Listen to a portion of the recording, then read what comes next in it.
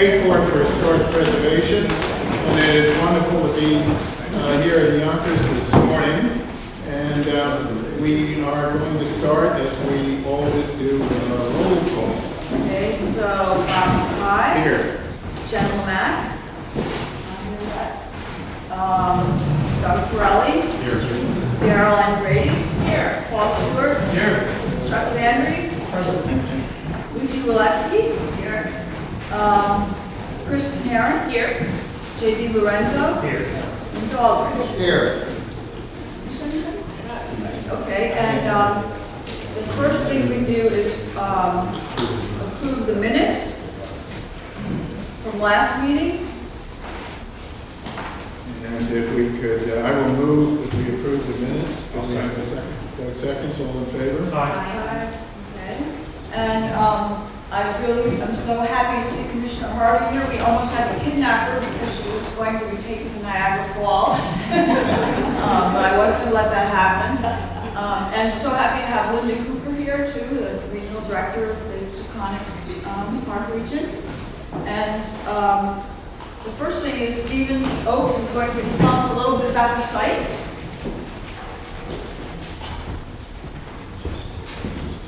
Greetings, Commissioner Harvey, Commissioner McKay,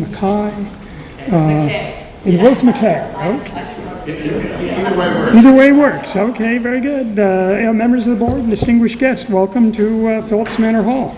I'm Steve Oakes. I'm the historic site manager here. I also am responsible for Old Croton Aqueduct State Historic Park, which is also a landmarked property that actually runs just a short distance, a few blocks up the hill, runs another 22 miles or so to its end up in Croton. It's genuinely exciting to have such an important organization here at Phillips Manor Hall, for there are few such groups with an awesome responsibility for preserving our heritage as this group. Listing can apply to a district, site, structure, object, anything that's significant to our national or local history and culture. In some ways, a listing serves as a record of what was valued in the past and what we currently value. And importantly, in a nation of commerce and change, it is emphatically not an economic value that you provide, but rather a social value, an understanding of those people, institutions, ideals that contributed in one way or another to what we represent today.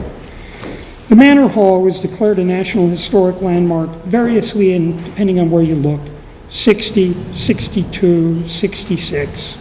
But it's been around since, let's say, the mid-60s as a National Historic Landmark, making it relatively early as these listings go. But the building nevertheless was recognized as historic for a century prior. It was built as an office and temporary residence for landowner Frederick Phillips in 1682, and the structure was used and enlarged by his descendants until the family's politics, they were loyalists, resulted in a quick exit to England in 1783. The family's holdings were sold at auction following the Revolutionary War. After that, the building went through many uses, residential largely, and sometimes at one point as a boarding house. The grounds were whittled down through sales for the next 80 years.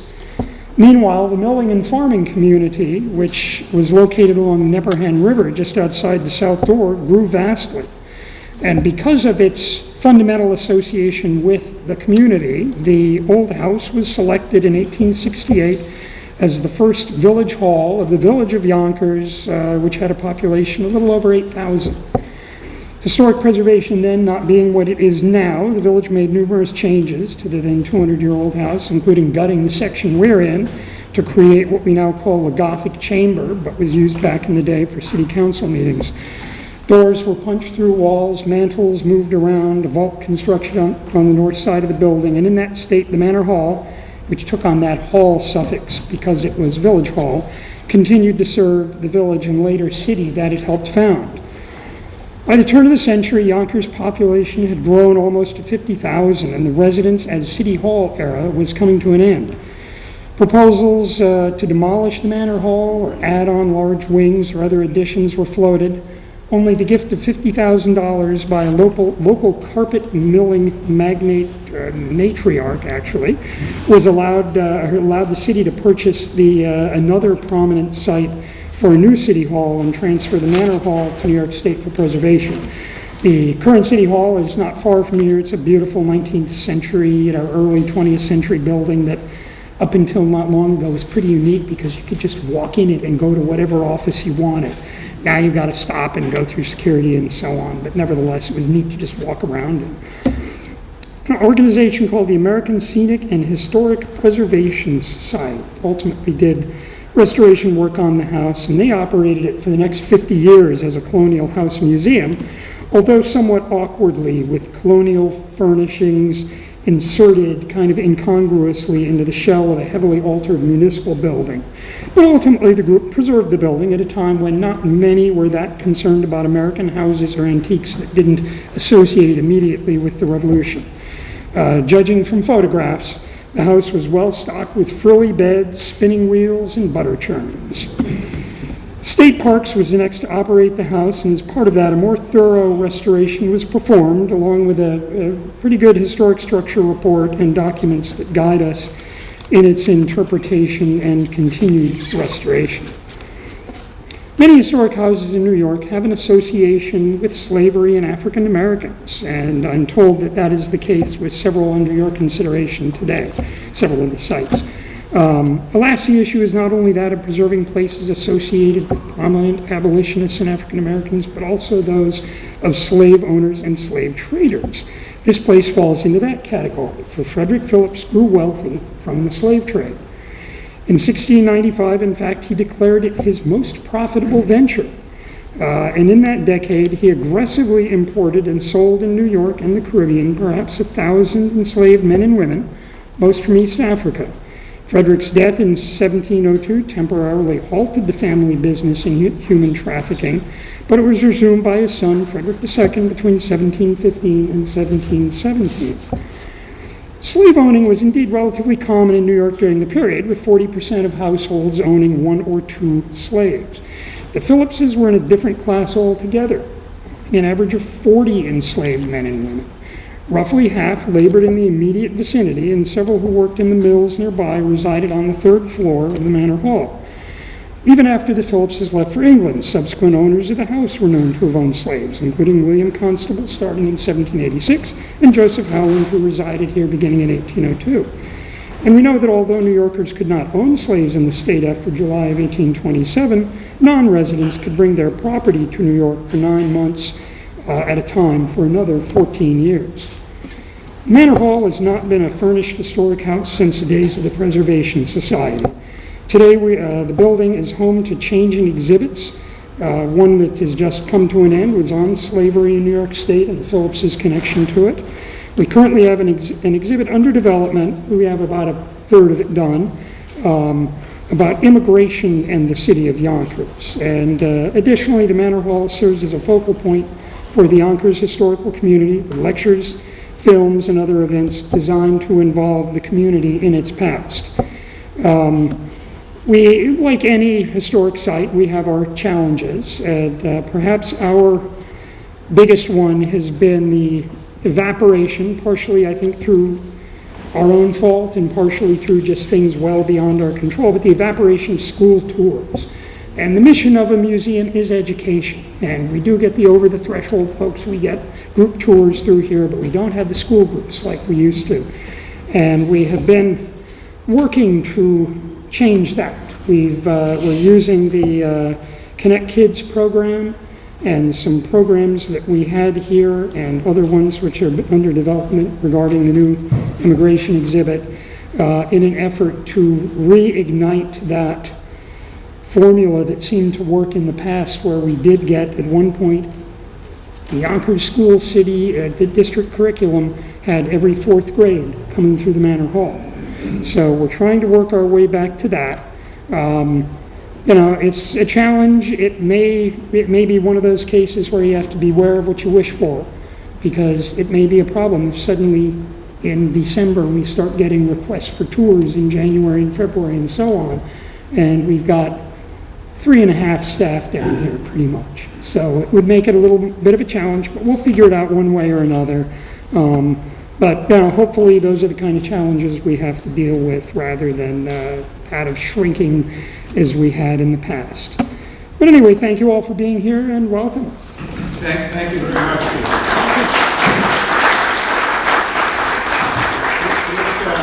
This business of the fourth grade curriculum, the changes in that curriculum, 9/11 and all what happened in the wake of 9/11, I'm sure you agree, Steve, have sent big waves through all historic site education programs. And it is, now there's the opportunity to ratchet back up, and it would be a good thing to focus on, I think, collectively with the state historic sites, maybe a workshop or a working group to see where the successes are in the system and where the challenges are and what we all can learn from each other.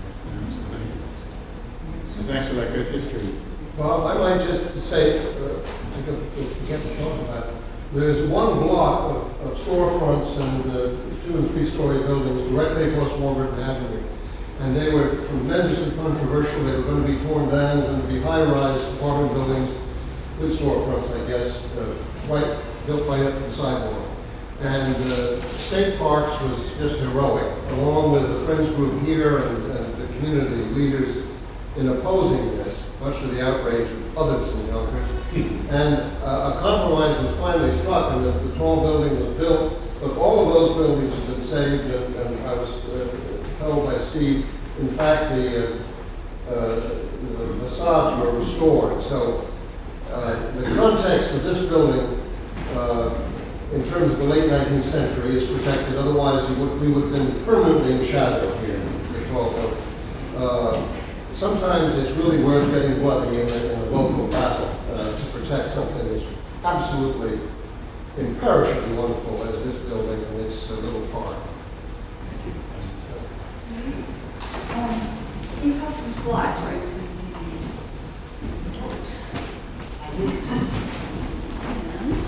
Here, I'll just get up. This is forward. Okay, I didn't even know I had slides. You have slides. You have 4 slides. Thank you.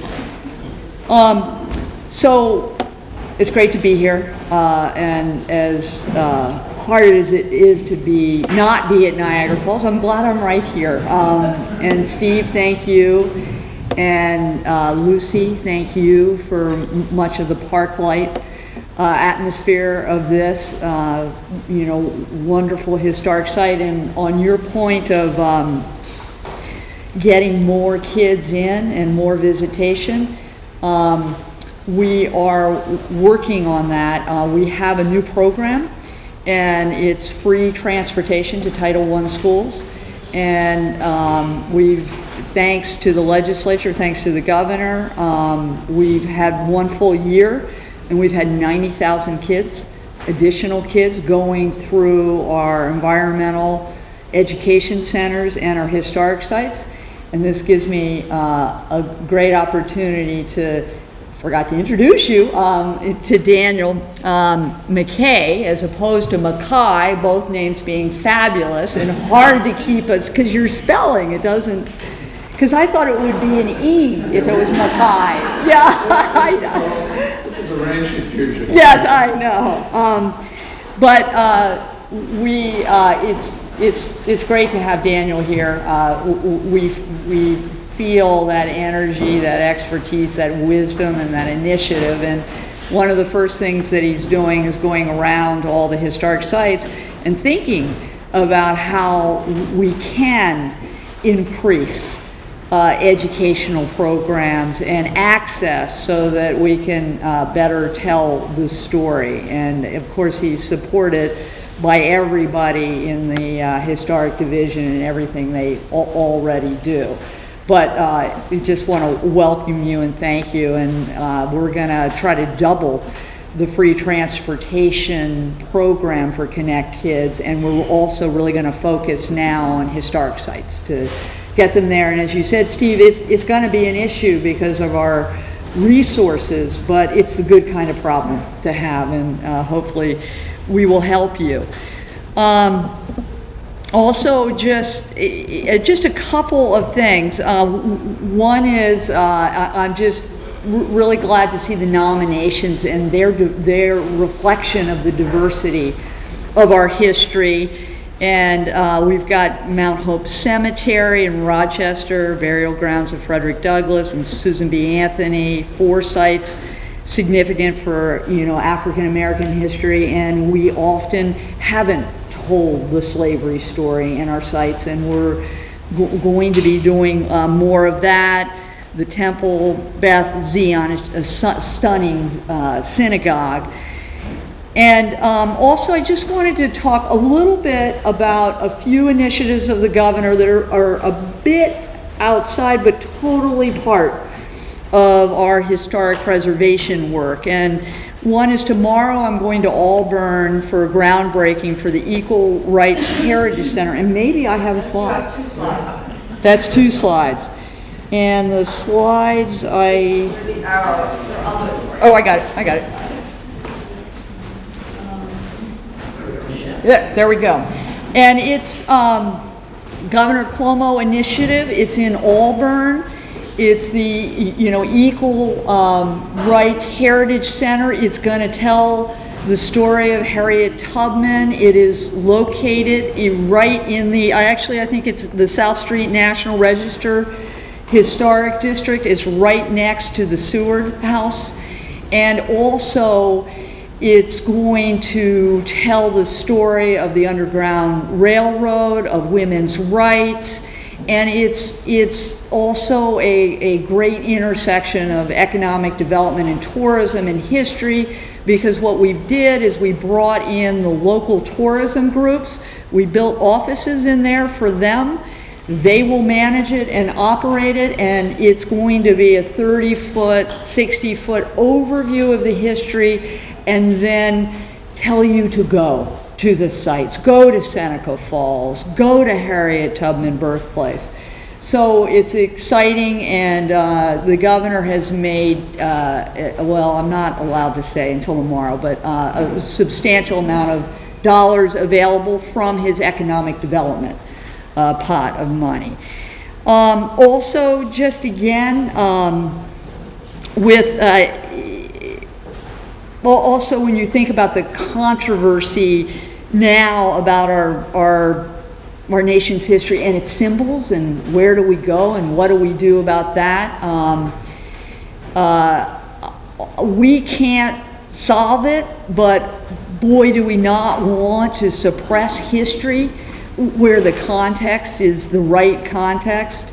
So what we need to do is tell the history in a deeper, more profound and contextual fashion so everybody understands it. So you're going to see from this administration a lot more commissions, maybe a new initiative on statues of a deeper historic interpretation, women, more statues that represent more diversity.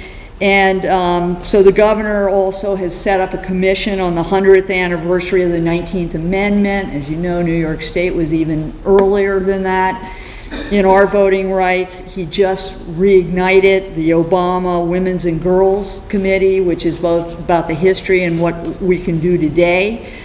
Maybe I have a slide here of, I got one here.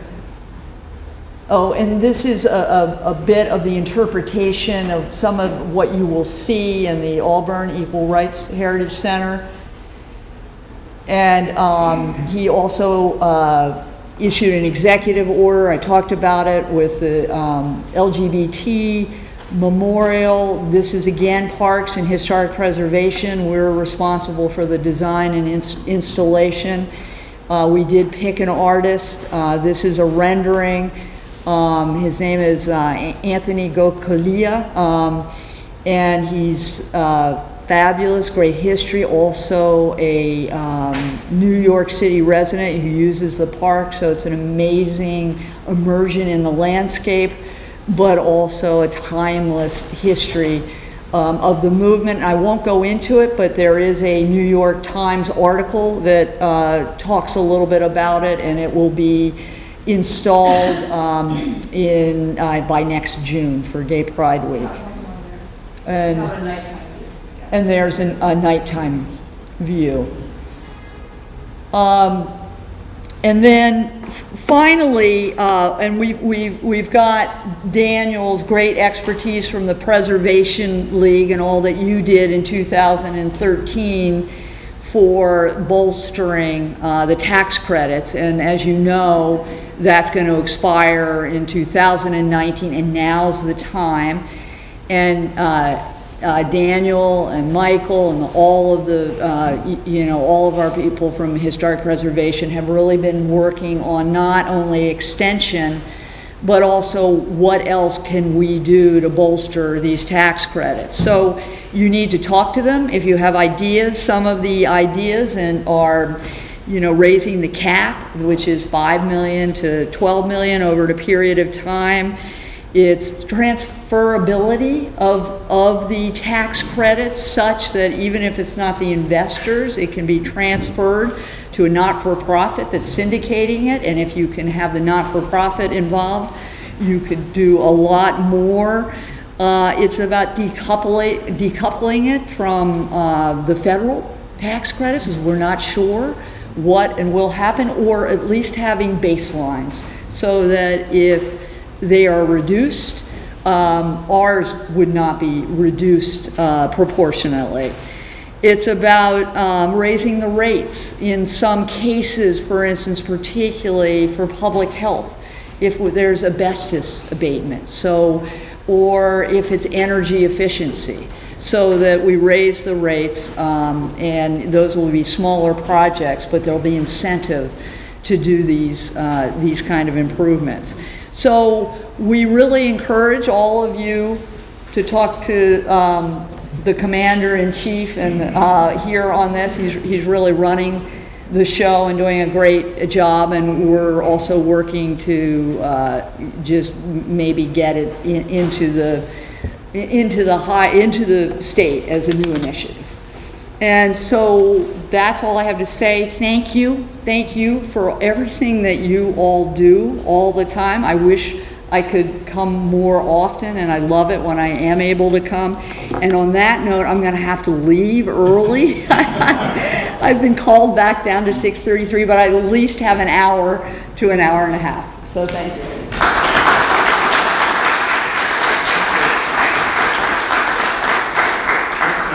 Commissioner, since you mentioned Auburn, I have to put a plug in for the Auburn prison, which we discussed at our last state board meeting.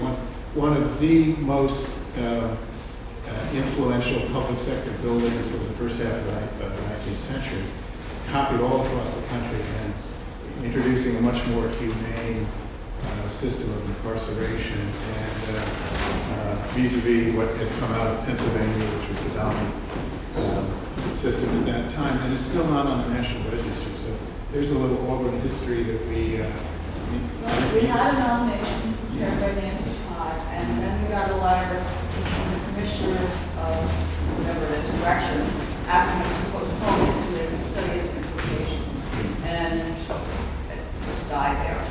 Yeah, that was so we have to reach out to whoever the commissioner is now. I'm sure they don't have any idea. That was, I think, more than a decade ago. So I think it's we've come a long way in time to reopen those discussions.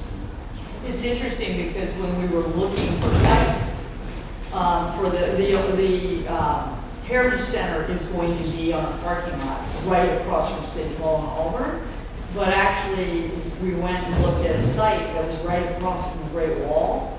Well, we couldn't, but it was the notion of history, and there's an old church of great significance for Harriet Tubman, but the wall was too imposing, and we went and chose the site. And I should say with Auburn, we are doing this as the city has been fabulous, really fabulous. We're doing this with the city, and it's technically all the dollars will go to the city, and it's a city project, but we will bring it up with them, yeah. Okay, I guess we're ready for nominations. Okay, well, before we start, just a tiny bit of board business. Our next meeting is December 7th, which will coincide with the Preservation Awards. So it will be somewhere in the Auburn, or in the Albany area, but haven't started working on that with Dan McNamee yet, but we will let you know as soon as we find a fabulous space for it. And just a note to visitors, if you haven't signed in, will you please sign in or sign out on your way out, because we have to have your names to get paid for lunch. That's all. Now we can start. Okay. Oh, no, we got Daniel. Kathleen, sorry, excuse me, when are we going to do it at the Empire Plaza, at the museum? Will we go to do the next meeting at the museum? Oh, that's right. Well, we'll talk about that. Yeah, hopefully. Yeah, We have Daniel. before we leave that, Yeah. I want to put a plug in for Grant's Cottage for a meeting sometime next year. Yes. I think I've been to virtually all the historic sites except Grant's Cottage. I got there this summer, and I was really amazed. It was, you see his toothbrush. I mean, they literally closed the door the day after he died, and his underwear is still on the shelves, his toothbrush. They had the funeral there, and at the end of the funeral, they brought in the floral decorations, an incredible one that was sent by the Grand Army of the Republic, and it's still there. They put it at the end of the cottage, and it's, I don't know why it's still intact, but it's totally intact. And talk about a time capsule. And there's a great orientation room, which would be perfect for a board meeting. I mean, we'd have to work on this. Well, not for the awards, though. But Grant's Cottage is on the agenda to be heard as an NHL this fall. So, And it was also just designated the National Literary Grant. well, that's the main reason it's proposed as an NHL for Grant finishing his memoirs there and how important they were. And I just also want to point to Michael Lynch and thank him for all that he has done in helping us to find it, and all that he has done to run it until we found it. And in picking up on Ruth, whose legacy will be forever cherished.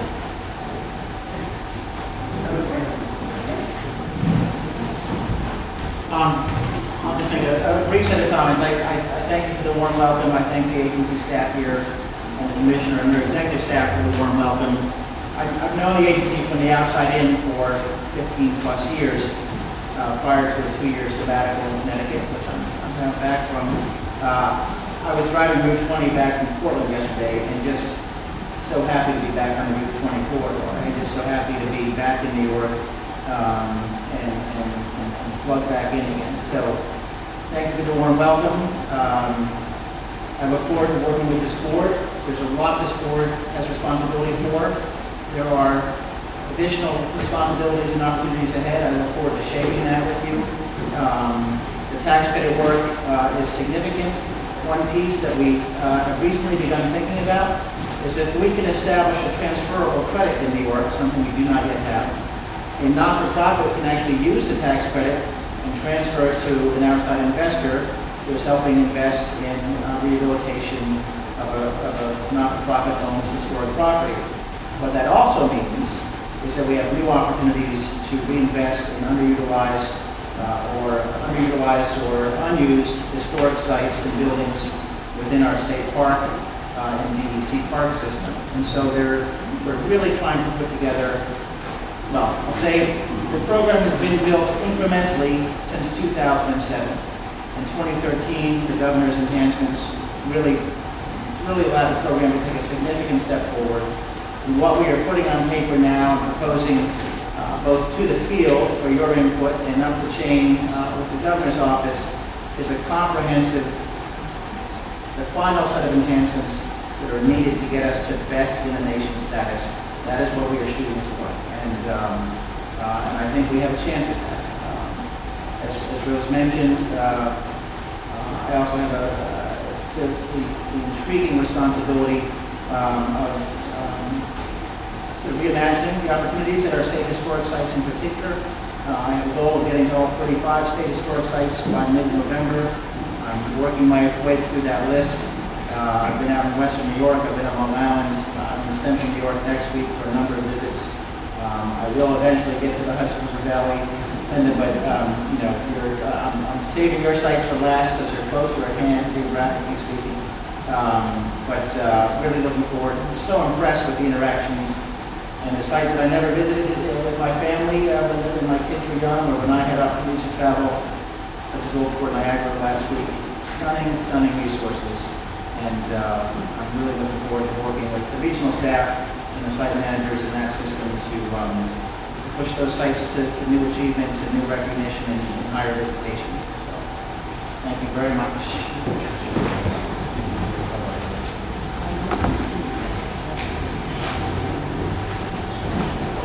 All right. Good morning to you all. It's been a very busy quarter for me, and I've got all my guests here and happy, so I'm ready to go. Starting off with one that is perhaps one of my favorite ones of the quarter, the Holy Cross African Orthodox Pro-Cathedral.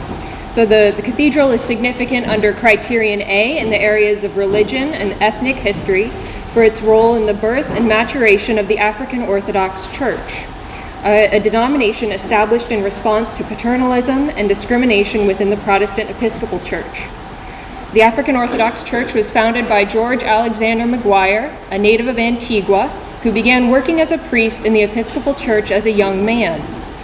After moving to the United States in 1894, Mcguire's skill as a speaker, religious leader, and administrator was recognized by the Episcopal Church, which assigned him to a series of congregations and important leadership roles. However, Mcguire became disillusioned by the institutional racism within the Episcopal Church, which limited roles available to black religious leaders and congregants. And I'll point out this man right here, that's Mcguire.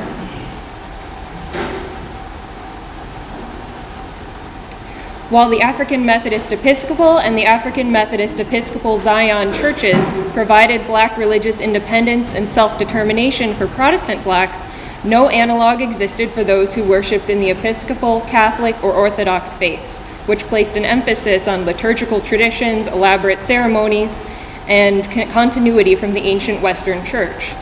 Blacks who valued those cultural and religious traditions were faced with a difficult choice: remain and worship despite implicit and explicit racism, or abandon their traditions to join a black-led Protestant denomination. To better support and provide opportunities for this group, many of whom were immigrants, Mcguire began taking steps to establish a new denomination. In 1921, George Mcguire founded the African Orthodox Church and became its first bishop. The fledgling church spread rapidly, urged on by Mcguire's ceaseless energy, and soon had parishes throughout the United States, in Canada, the West Indies, and in Africa. To better serve the growing denomination as well as to mark its success, Mcguire mortgaged his own home so the church could purchase the building at 122 West 129th Street in 1931. Originally a residence, the building had been transformed by previous religious congregations to have a sanctuary on the first floor. After 6 weeks of renovations, the building was dedicated as the Holy Cross African Orthodox Pro-Cathedral. And so this picture here on the left, that's looking from the front there of the sanctuary back toward the street. So you can get a sense of how it's been expanded out to serve congregations over time. Mcguire, later bishops, and other religious leaders operated the church's central spiritual, social, and educational missions from the building, which worked well as a multi-use space with room for religious services, meetings, social gatherings in the basement, and offices and apartments on the upper floors. And while the African Orthodox Church has grown smaller over time, the Holy Cross African Orthodox Pro-Cathedral remains the American headquarters of the church and is significant as the denomination's first and only cathedral and as a testament to Mcguire's vision. We do have a letter of support from LPC on this one. Any consideration of one local significance here? We discussed that, and I think that there's some potential there. There would need to be more study of how this relates to other things going on in the state or nationally, but that was my first inclination, that this is really like the birth of this new idea which was really very special, something I'd never heard of before, and it was really a joy to get to work with the church on this nomination. And they're looking to apply for sacred sites grants. You know, they need a little bit of help, and they're definitely a story that needs to be told. Questions, sir? Do you want to make a motion? Yes. Who would like to? Chuck, one of those hands up first. Chuck.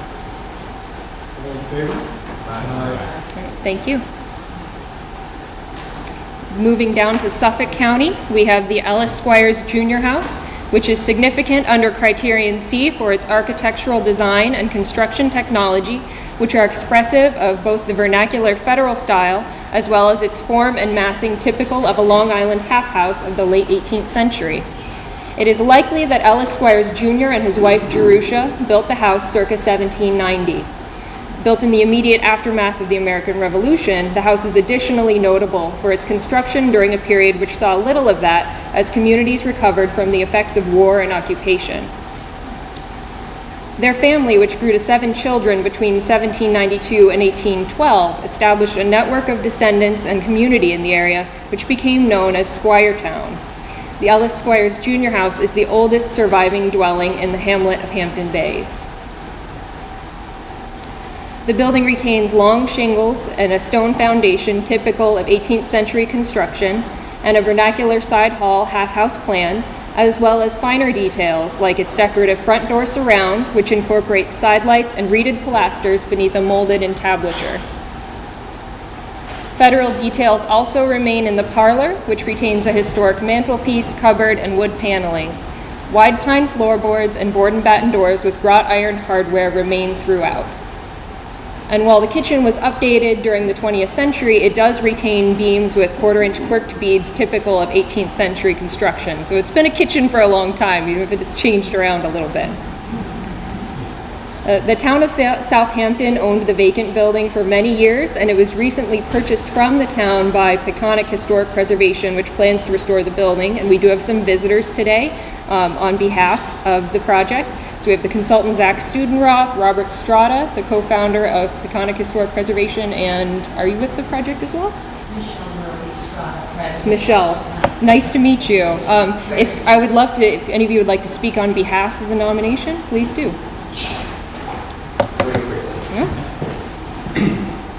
Zach Studenroth. First, I want to thank your board chairman, Bob Mcguire, for hiring me over 40 years ago.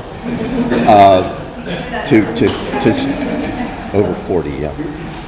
You realize I'm dating us. eligible for designation. I'm sorry. I'm working on that. She started me on this crazy trajectory of studying old houses. It's been a joy ever since. And I also wanted to thank Jennifer and Kath for bringing a laser-sharp eye on the application process, because many of us who are so immersed in studying buildings kind of times lose our focus and in our enthusiasm wander off topic. And so this was a great project to stay very focused on what was so important here is the architecture and how unusual it is in this community. So that was a great help. And also I think many of us lose track of how extremely important listing on the National Register is, both within the local community. These are typically not preservation professionals who speak the language and have experience working with this, but instantly recognize kind of the brand of being designated as a historic resource, and with the credibility that listing on the National Register brings with it, both state and national. So it will be a great honor, obviously, for the applicant to be so designated, and then to turn to the local community and be able to establish the credentials and the stature of this house within that context. So, for example, to try to begin developing school programming or other viable uses that the local population would understand, given the fact that the house has this credibility. So I want to thank you for all that process, and thanks again, Bob.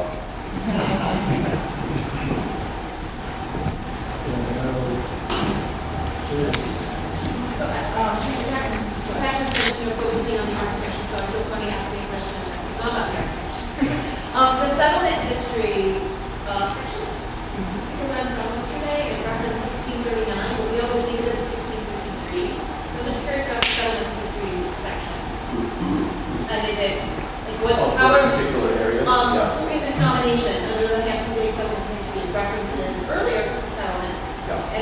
definition? Is it sort of when settlement stuck, or when there was initial contact? I'm just curious about the context. Well, actually, in this case, Southampton Town, of course, is an early settlement in 1640, but quite localized. And Hampton Bays, this satellite community was established centuries later. This particular house is kind of an outlier, built in an area where there was no settlement. And we think that has much to do with the attraction of the location along the shoreline of Long Island Sound, where there were many landings for trade purposes.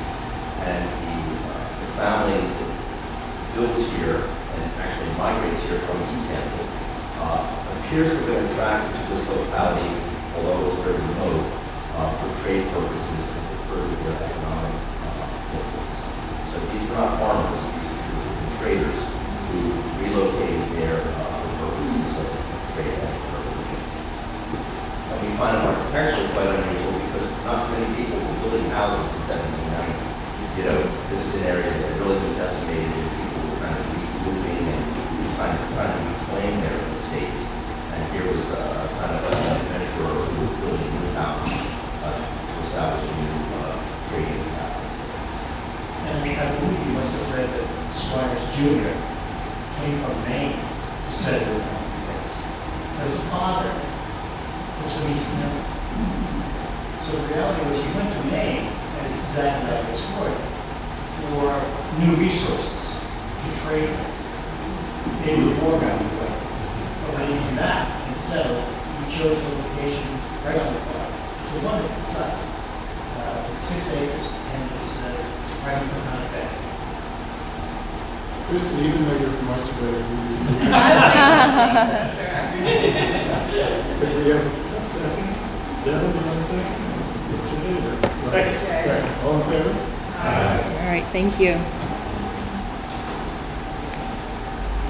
All right, moving to the other side of the county, we have the William Farnum Boathouse, which is significant under Criterion B in the area of performing arts as the only intact building strongly associated with William Farnum, a prominent early 20th century stage and film actor at the height of his career. Born in Boston to a family of actors, Farnum grew up around the theater and began acting at the age of 14.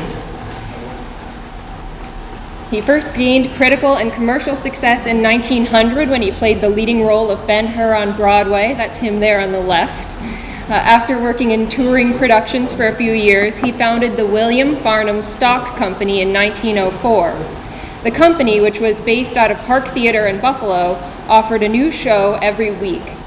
Farnum hired Olive Ann White, well known for her roles in Irish-themed stage productions, and as the inspiration for the song My Wild Irish Rose. And that's her there on the right. The two hit it off, and White divorced her husband, and with it came her estate in Sag Harbor. So in 1906, Olive and William married at the house there in Sag Harbor on Actors Colony Road. In 1913, William Farnum made the switch from the stage to the screen when he signed a contract to act in The Spoilers, a western about the Nome Gold Rush. Farnum's fight with Tom Sanchi in the final scene, which was unrehearsed, lasted a full reel, and is still considered a classic, helped push Farnum to film stardom. Farnum became a sensation and was known for his physical, rugged roles in Western and action movies. By 1917, he'd become Fox Studios' leading male star and one of the highest paid actors in Hollywood, earning $10,000 a week. When he wasn't filming at Fox's East or West studios, Farnum frequently escaped to his home on Actors Colony Road to relax. During the 19-teens, he expanded the existing property and built a gentleman's farm and recreational buildings on the beach. Farnum enjoyed engaging in physical activity, working on his farm, and getting out on the water, and staff from Fox's PR department were often around, taking pictures and writing stories to promote Farnum's masculine image. Of all the buildings on the estate, Farnum's Boathouse, built circa 1915, was closely tied to both his public and private image as an avid sportsman and yachtsman. He won many local races in his prized catboat, the Olive Ann, and enjoyed many parties at the trophy room on the second floor of the boathouse, which was and still is lined with mounted fish and the trophies he earned in his races. Injured, Farnum returned to Sag Harbor in 1924 to recuperate and did almost no acting for 6 years. In his absence, the film industry transformed with the advent of talking movies, and after he and Olive Ann divorced in 1929, he no longer returned to Sag Harbor. He continued working in theater and film and played in small roles through his death in 1953. Though the other homes he was associated with at the height of his career have been lost, and changes to the estate have impacted its integrity, the Boathouse remains much as it did during Farnum's ownership. And here we are in the trophy room on the second floor, and that is, I believe, that same fish you saw on the first slide. And we have the owner and the author of the nomination here in attendance, Wes Fry. Would you like to speak on behalf of the nomination? I really didn't prepare to say anything, but I can just say a few words. Yeah. So, I'm the current owner. I'm the fourth generation of who purchased the Boathouse from William Farnum. And I've always grown up with the Boathouse and always heard stories passed down from my grandparents on who lived here. So it really has been a pleasure working with Jennifer and the committee at large to tell the story of this building that I heard rumors about, but really put some context around it. And really what it meant.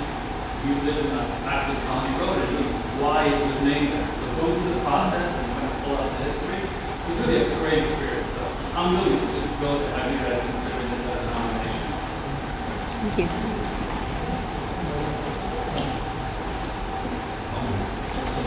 We have a motion and 6 seconds, all in favor? Thank you. Moving along, we're at the Old Bethel Cemetery, which is an African American and Native American cemetery established in 1848, and it's significant at the local level under Criterion A in the areas of social and ethnic history for its association with the early efforts of the African and Native American community in Setauket to establish its own institutions. By the early 19th century, a vibrant community of free and enslaved Black and mixed-race individuals and families had developed in the Three Villages area on the northern side of the town of Brookhaven. Working as artisans, farmers, tradesmen, and laborers, they played an active role in the local economy, participated in the civic duties required of freeholders, and attended religious services. While enslaved Africans typically attended the churches of their owners and were buried on their land, gradual manumission during the early 19th century allowed individual African and Native Americans more freedom to worship and bury their dead as they wished. To accommodate the community of color, the town of Brookhaven established a separate burying ground, Laurel Hill Cemetery, in 1815. However, the community was more interested at the time in developing its own churches and cemeteries and established an AME congregation with members from Setauket and Stony Brook by the 1840s. In 1848, David Tobias, Abraham Tobias, and Richard Ackerley, trustees of the African Methodist Episcopalian Society of Setauket and Stony Brook, purchased a small parcel on Christian Avenue with a modest building to serve as the group's first church and cemetery. While the congregation chose to rebuild elsewhere after the church was lost to fire in the 1870s, they continued to use this property as a burying ground into the early 20th century. The Old Bethel Cemetery represents the history of this early congregation, provides insight and information about the social and economic standing of the members of the African American, Native American, and mixed-race community in Brookhaven, and serves as important documentation of the familial and social relationships in the community. The draft was written by Vivian Nicholson Mueller and Samira Tobias, and Vivian is here today. Would you please speak on behalf of the project? You can stand wherever you would like. Thank you very much. And I want to thank you for allowing me to tell you a bit about Old Bethel Cemetery and my cousin and my quest to find out about our ancestors. Samira Tobias and I grew up, our fathers, we're children of a divorce. And we did not know our fathers, we did not know our fathers' families. About 20 years ago, Samira inherited an old album in which she found photos of people from the mid-19th century. I, on the other hand, was diagnosed with autoimmune disease, and I was tasked by my doctor to find out something about my father and his family. Soraya and I found each other on Ancestry. We found Old Bethel Cemetery, and we found our ancestors, and it wasn't easy. These are people, African Americans, Native Americans, mixed race Americans, who are not in the history books. You won't find their stories in the historical societies. They have names like Brewster, Strong, Smith, Thompson, Ruggles, Mills. But they are the descendants of the Brewsters and the Strongs, who, the Native Americans who sold the Brewsters and the Strongs the property. I shouldn't say property, the acreage that the Brewsters and the Strongs homesteaded.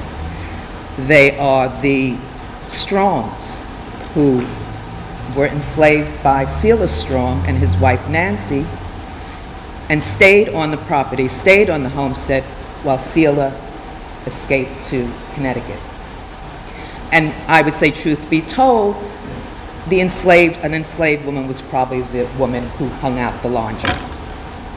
I don't know if you know that tale about the culpa spy ring, Nancy Strong hanging out the laundry to signal the other spies when to deliver their information.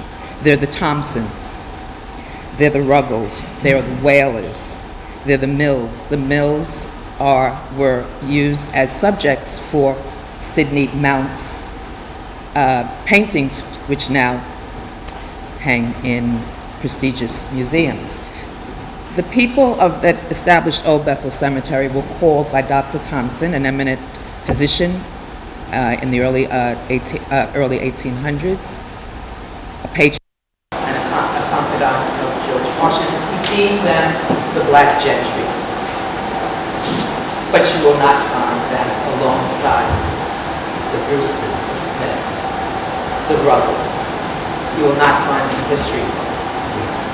And I now know my ancestors. Samira now knows her ancestors. We will pass this information on to our children, and we'll pass them on to our grandchildren. But it's our fervent hope that if Old Bethel is put on this prestigious list, that other people will come and see the cemetery, learn the history, which is truly the American history, and want to learn a little bit more about our history. Also, I would hope that how should I put it? The recognition and the honor that was not awarded my ancestors in life will be awarded to them. I thank you very much. I especially thank Jennifer, because I could not have done this without her. Thank you very much. Thank you.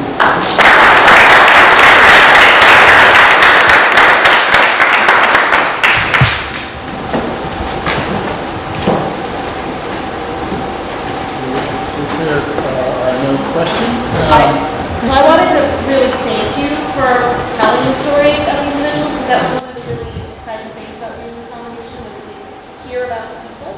And there's sort of this poetic connection, if I understand correctly, to where we are today, because Levi Phillips used to walk from the top there, which is, having driven from Long Island not quite as far, I can't even imagine. So the fact that we're here today, and there's a link to this nomination, is kind of, thank you for telling the story about it. Thank you for hanging right there. We got it. I'm connection with America's great early 19th century John Painter of Williams. This is in now. Many members of this community reported on Mount, and we've all must be worth, I think, actually illustrating some of the famous campuses in that application. I think that's how much it's just the beginning. I agree, Bob, and I was going to comment on it. I'm very glad that you've already made that connection, because I suspect that some of the black subjects of Mount's perfectly wonderful paintings are not identified. I mean, maybe they're identified now because of your photo album, I don't know, but But there they are, buried in the ground with their names on the tombstones. It's just making a connection between the name and the subject of the painting. Truly fascinating, wonderful work. Having been a Village resident for about 15 years, I would like to make a motion. And seconds, all in favor? Aye. Thank you. And we're actually moving just down the road and staying on the same theme for this one. The Bethel Christian Avenue Historic District in Setauket, which is significant under criterion A in the areas of social and ethnic history as a rare and exceptionally well-documented neighborhood with residents, a church, social hall, and a cemetery that embodies the history of people of mixed Native American and African American background in Setauket from the early 19th century into the current era. During the 18th and 19th centuries, enslaved people and free people of color lived within or close proximity to European American dominated communities with whom they shared symbiotic economic and social relationships. A community began to form here after the Bethel AME Church moved from the location where the cemetery was to this area in near Laurel Hill Cemetery in 1874. Established by the town of Brookhaven on a hilly piece of land in 1815, Laurel Hill Cemetery was the area's first public burying ground for people of color. After Bethel AME moved east to a piece of land across from Laurel Hill, which they took ownership of in 1871, burials in the cemetery increased and their tie to this location deepened. Lost to fire in 1909, the congregation quickly rebuilt the church.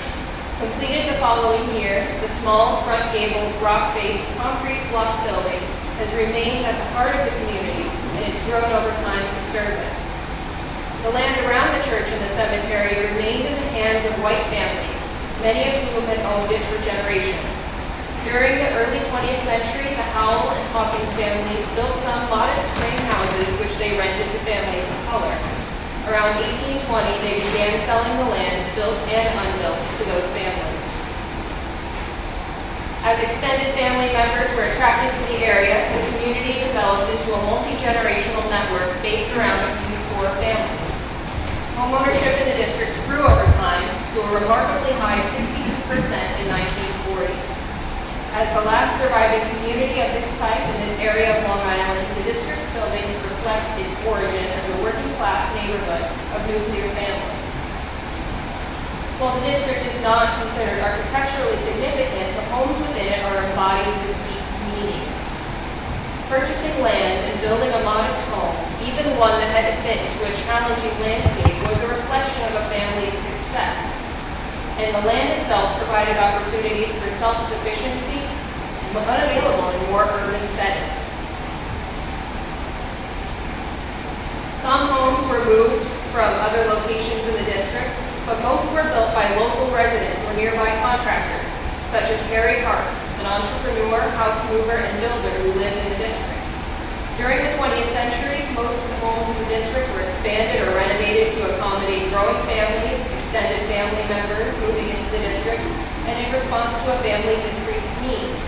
These changes are considered significant for their reflection of the community's growth and success. During the mid-20th century, the neighborhood stabilized into its current form. Community members gained access to water and electricity, which resulted not only in a better quality of life, but often additions to homes. And during the early 1950s, men in the community, many of whom were veterans, worked together to build the first floor of the Irving Park American Legion Hall. The community raised funds to complete the building and received a donation of materials and labor from local philanthropist Ward Melville to complete the building in 1973. And when land and economic pressures increased during the 1960s, Melville also assisted the community by buying adjacent land and reselling it only to members of the Christian Avenue community. While many of the houses on this land postdate the period of significance and are non-contributing, such as this one here, they are included in the district because of their important association with this development of the neighborhood. The community today is increasingly challenged by development pressures, but it remains a very strong identity through religious and social gatherings at Bethel AME Church, the American Legion, and through its focus on its history. I have a number of letters that came in support of this district. I have letters of support from the Brookhaven County Supervisor, the District 1 Council Rep, the Town Historian, the Three Villages Historical Society, the Long Island Museum, the Society for the Preservation of Long Island Antiquities, the pastor of Bethlehem Church, and 22 letters from community members, including researchers, Bethlehem members, and property owners. And the survey that this nomination grew out of was sponsored by Preserve New York Funding and NISCA Funding. And this whole project has been sponsored by the Higher Ground Agricultural and Heritage Association. Two of the authors of the draft are here today, Christopher Matthews and Robert Lewis, and I please invite you both to say something about this wonderful project.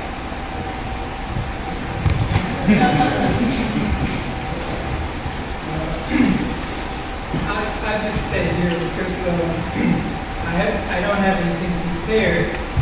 One thing I do want to say,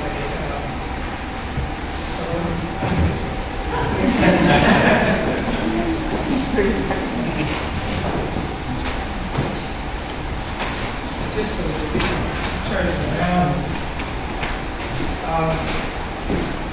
I'm not sure if I'm looking at a gentleman that I met in 1994 by the name of Mcguire. And this was at a time that I was first made aware of historical importance of the proposal. And Bob was very instrumental in getting us started trying to understand some of the historical points. And then again, I'd like to say that I'm very pleased and very happy to have been working with Jennifer and other members of the State Review Board and some of her associates who came just to talk. They've done a monumental amount of work. I have had some very strong impressions as the president of the Higher Ground Intercultural and Heritage Association regarding the historical importance of the community in which I live. For more than 70 years. So I had to I drew many things from that, and about 3 years ago, from that experience, about 3 years ago, we went forward with this proposal. We saw in the district many traces, some small and some slight evidence of Americana that was gradually passing away, where relationships I felt could still be touched upon in that regard if the community itself, which became a historic district in 2005, could be preserved and possibly receive state and national parks recognition. Again, I'd just like to say I'm so very pleased with the progress that's been made on this. I think Jennifer spoke well about this. I don't think there's very much more I can say about it, except that it's a mixed heritage community, mixed in its culture, and it actually predates the 1815 date, which is typically recognized as the date which the cemetery was deeded to the community. The people have been there much longer, and in terms of the Native American ancestry and cultural significance, thousands of years. But of course, a lot of changes, as you've seen, have occurred over time. But its history is very significant, I feel, and the board, my community met and decided that we would go forward with this. Since in Suffolk County there are a few examples of this kind of heritage, and we felt that it should be recognized. So we went ahead. And thank you all. Thank you, Rob.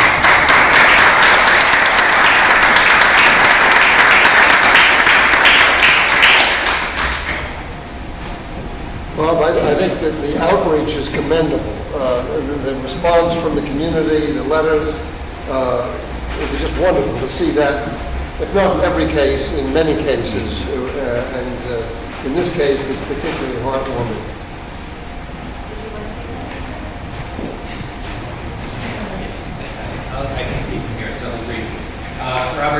much already. Robert is himself more important than William Sidney Mel. Robert is more important than Gordon Melville, and his community is, and that's a story that I want to emphasize. The reason we're here today is because the community itself has invited us to consider, has invited me, Robert, 8 years ago-ish, to start doing research there. I'm an archaeologist. We've excavated sites related to this community outside of the district because the district was already under the care of the township.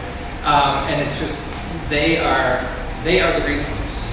The houses are there, and the houses are their homes, but the resource is the community that's there today. So as much as we want to celebrate the past still lives with the people that are there today. And that's a rare thing, to actually work with people, to learn from them, and to have them want this story safe.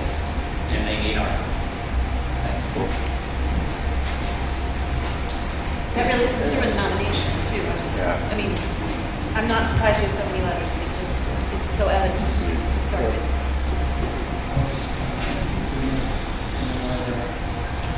Questions? Okay, Jennifer has made a motion then, and who would like to second? Paul? Seconds? All in favor? Aye. I just want to congratulate everybody involved in this effort. It is really a wonderful achievement, and it's on the staff level, Jennifer, to you for navigating, and for all those that compile the research. You have made it. I just hope it will find national significance.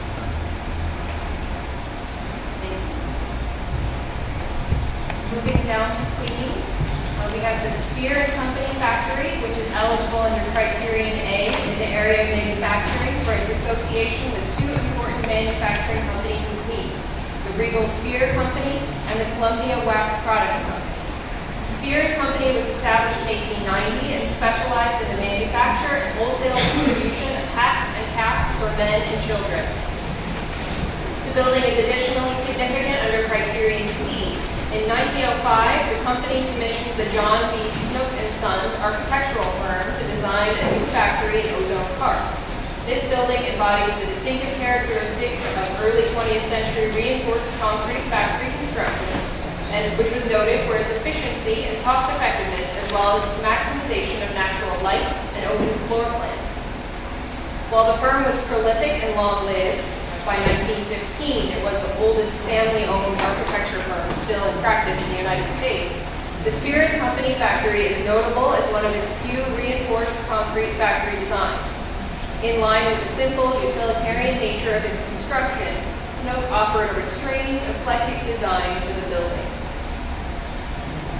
Spear & Company's business was national in scope, and in 1919 merged with the Regal Hat Company. To accommodate its growing needs, the company hired Snook to design additional wings for the building. It promoted itself as the largest cloth headwear house in the world, and this factory alone employed between 200 and 300 people. And while additions did occur to the building over time, both under Spear and by the later owners, the interior court was maintained as a workspace and to optimize light into the building. And while the interiors do show some change over time, the building, as it's been used by different manufacturing concerns over the 20th century, it retains the open, light-filled spaces with concrete supports and circulation patterns from its original construction. So after Spear & Company moved to Chicago, the Columbia Wax Products Company, a national manufacturer of novelty candles, operated from the building. It adapted the factory for its own purposes between 1922 and 1979, building several additions, including this one shown here, and it remained a major force in the local economy. We do have an approved Part 1 for this building, which is being rehabilitated using historic tax credits, and a letter of support from New York City Landmarks Preservation Commission. And we do have a representative on behalf of this project today, Cassandra Smith of the Greenpoint Manufacturing and Design Center. Cassandra, would you like to speak about the project? Hi. So the Greenpoint Manufacturing and Design Center is a small nonprofit organization. We rehab old industrial buildings and we reuse them for small manufacturing businesses. So we're going to take this property, which has historically housed one business at a time, and we're going to put 25 small businesses in there, and they will continue to manufacture as the building has been hosting from the beginning. And we're very happy to utilize the state tax credits and federal tax credits as a source of our financing. It's a $40 million project. It's with a $15 million renovation budget, and the tax credits are going to provide $6 million in equity. So we cannot tell you how important this is to us as a source. It's really making it happen for us. The renovation would not happen without us. So thank you very much.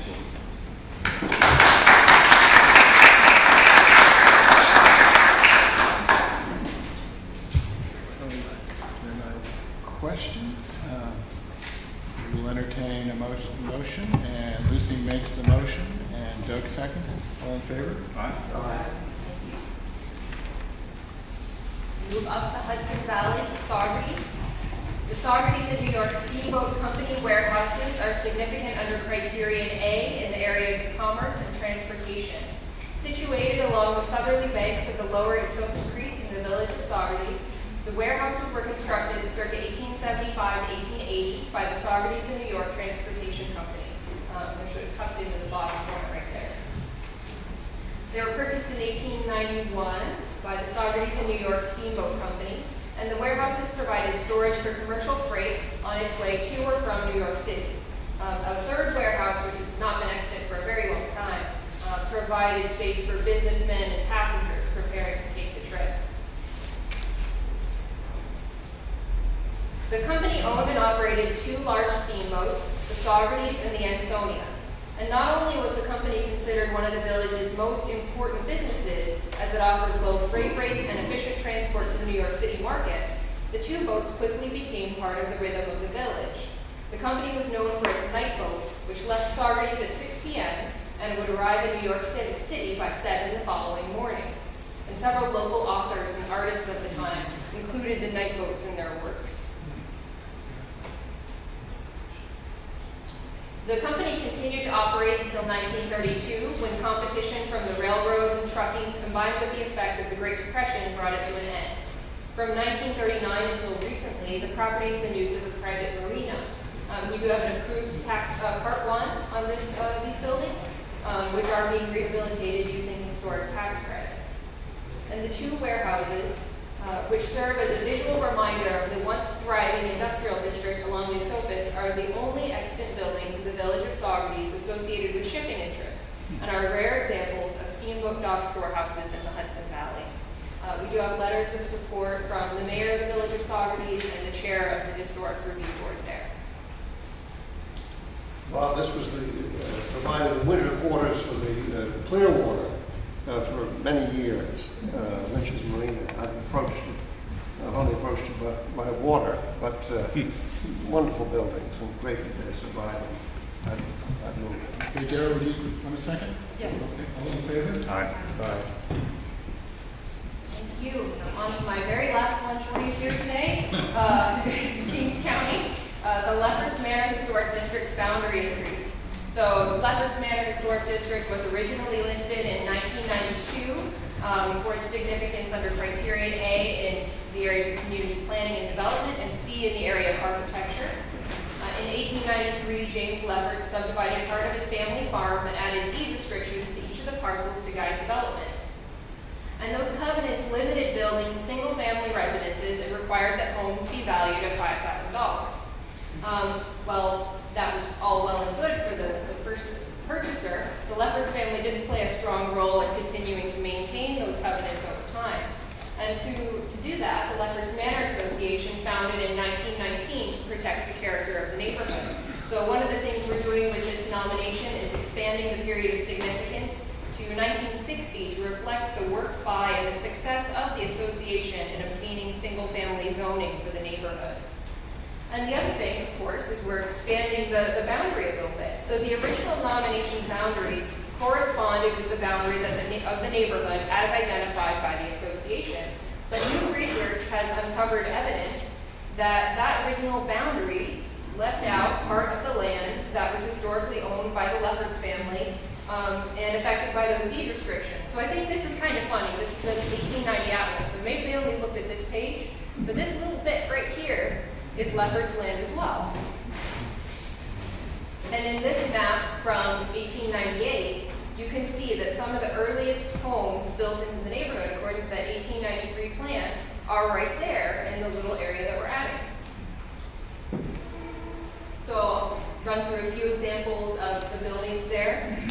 While the district is almost exclusively residential, the Lefferts family did give land for the Fenimore Street Methodist Episcopal Church. It's expanded over time, but the very first phase of that building was built in 1889 and 90. And 246 and 188 Fenimore, these two here, the earliest documented buildings in the district, constructed in 1895. And the Lefferts family commissioned this building, which was finished in 1896. A few more examples here. These sort of date from the late 19th century all the way to 1922 with this brick guy. This one's the parsonage for the church. But what's really sort of interesting and special about this one small little area is that we're taking in a handful of buildings, but they really do contribute a greater depth to the history of the district overall and strongly reflect the Lefferts family's original plans for a neighborhood of attractive freestanding homes on large lots. And as you saw on that first slide, a large majority of the houses in the neighborhood are single family with their row houses. And so this really is showing what they were aiming for when they first started. So the draft for the nomination was written by Christopher Brzee on behalf of the Prospect Lefferts Gardens Heritage Council, and we do have a letter of support from the Landmarks Preservation Commission on this one. Flatbush was the great cradle of these early planned communities at this time. The last 2 decades of the 19th century and at least the first decade of the 20th century. And wonderful, fascinating forum, wonderful to see this come before us. And you know, a few years later you'd have the park medians, and often, unquestionably, a strong association is what made these communities stay intact. Happy to make the motion on this one, and Darrell seconds. All in favor?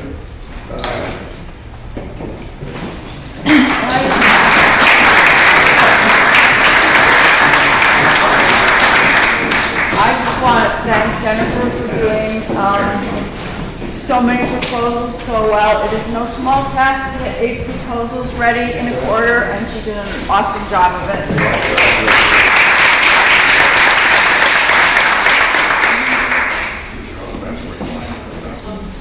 Good morning.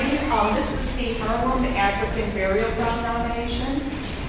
The Harlem African Burial Ground is eligible for the National Register of Historic Places under Criterion E, Research Potential, for its ability to inform our understanding of the lives and deaths of free and enslaved Africans through a study of their human remains and burial practices.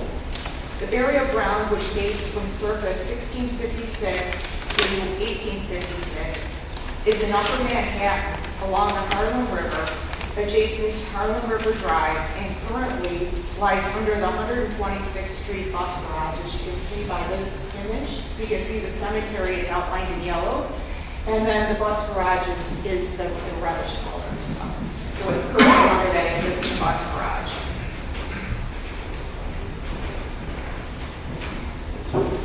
Beginning in the mid-1660s and continuing until the last known interment in circa 1856, this segregated approximately 0.42 acre burial ground was the first and only African cemetery in Harlem, and the only known cemetery of its kind in Upper Manhattan.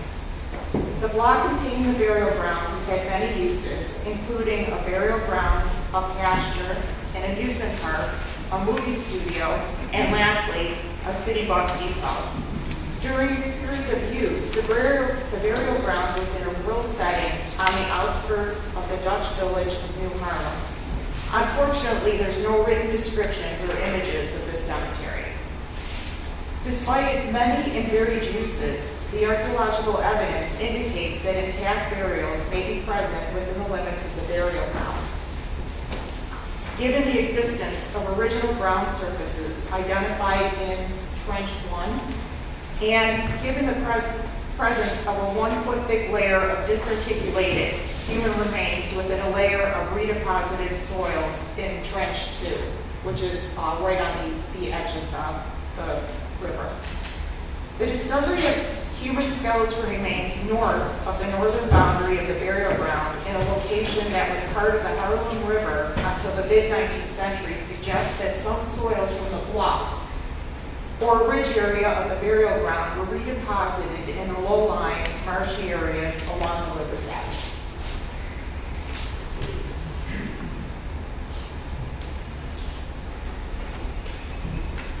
The human remains from this cemetery can help answer research questions related to nutrition, disease, physical stress, injury, and the daily activities of this population, and offers a useful comparison with the New York African burial ground population in Lower Manhattan and the population from the Schuyler Flats slave burial ground in Albany. The concrete floor of the bus garage was removed to provide archaeological access to the ground surface so that they could start their excavations. You can see that in the top two pictures. So they cut through the concrete floor of the bus garage. The individuals interred here constructed and maintained the new colony's infrastructure and were instrumental in shaping the character and history of New York City and the New World. This forgotten and neglected cemetery represents a rare, tangible link to the earliest days of the Dutch village of New Harlem, and an opportunity to remember and learn about the overlooked lives and contributions of the enslaved and free Africans of New York City. And the bottom four pictures show the discovery of a cranium. And according to the medical examiner in New York City, the cranium is possibly from an adult female of African ancestry, further suggesting that these remains were pushed into the river. I have the nomination sponsor with us today, Sharon Wilkins, and she's also a member of the Harlem African Burial Ground Task Force, which has been the driving force behind raising the public awareness of this forgotten cemetery. So Sharon?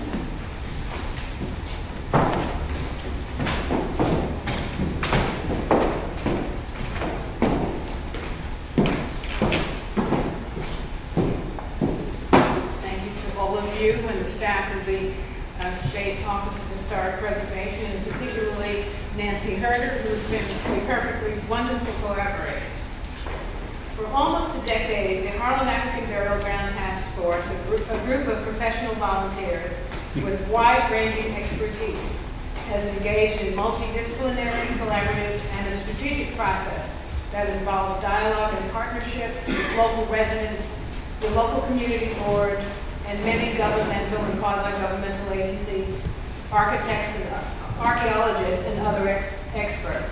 And most recently, Lord Cultural Resources, a professional organization dedicated to promoting visionary culturally based programming worldwide. These important and dedicated efforts, centering around information gathering, research, interpretation, scholarship, community engagement, and institutional fact-finding, are focused on rediscovering and sharing facts and information pertinent to over 350 years of United States history, and more specifically, the history of Harlem and New York City. This rich history, largely unknown, involves the histories of indigenous people, the area's first inhabitants and architects of a fishing village, and most probably a trading post, and Black Americans free and enslaved, whose knowledge, skill, and craftsmanship were crucial to building the infrastructure, culture, and society of this nation. Without knowledge about and recognition of the contributions of Black America, there can be no authentic record of American history. When you think of a place like New York City, where today there are approximately 170 languages spoken, where we talk about New York as being prominent in the history of the United States, when we talk about New York as the economic engine, the diversity of people from the very beginning, the fact that in the late 17th, early 18th century, there were over 30 languages spoken. This history is very important to recapture, to share. through aesthetically attractive design, ongoing research and scholarship, and visionary programming. The Harlem African Burial Ground Task Force desires to remember and honor free and enslaved Africans, New York's colony builders, and connect their stories and life experiences to issues affecting modern-day 21st century life in Harlem, New York, and the nation. Furthermore, the intent of the Memorial and Cultural Center is to reverse the neglect and desecration of this sacred space known as the Harlem African Burial Ground, to honor the lives and contributions of those interred there, to bring diverse audiences together in the hope that they may find resources, information, and solutions to continue local, national, and global struggles for economic and social justice, to offer educational experiences, research forums, exhibitions, conferences, creative expressions, and other events that will hopefully educate, uplift, and inspire all who may visit. And to generate increased interest in East Harlem as a rich, historical, social, and economically viable destination for local residents, national and international visitors. Very recently, I attended the New York Archives Partnership Trust Awards lecture in the evening. And so I had a chance to meet with some local colleagues and had a very interesting conversation with many, including Whitney Domhauser, the current director of the Museum of the City of New York, who said, "We are all so excited because the presence of this Memorial and Cultural Center will bring a very important anchor to the top of Museum Mile in New York City." Recognition for this project has been received through a MAC Award for Archaeology and Public Engagement, listing and participation in the ongoing Dutch Mapping Project, an initiative comprised of historians, genealogists, and scholars from the Netherlands and other European countries. And of course, we're hoping today to have your approval. Thank you.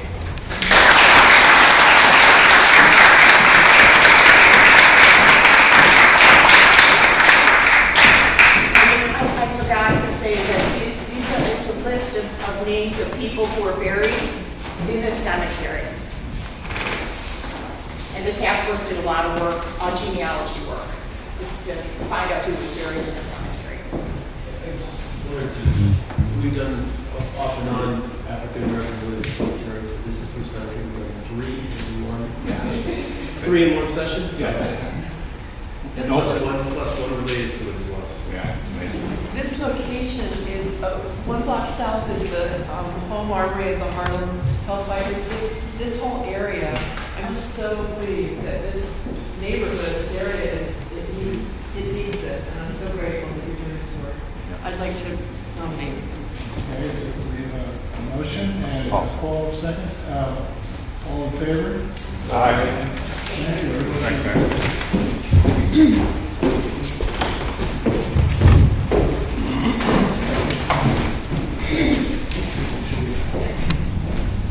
Okay.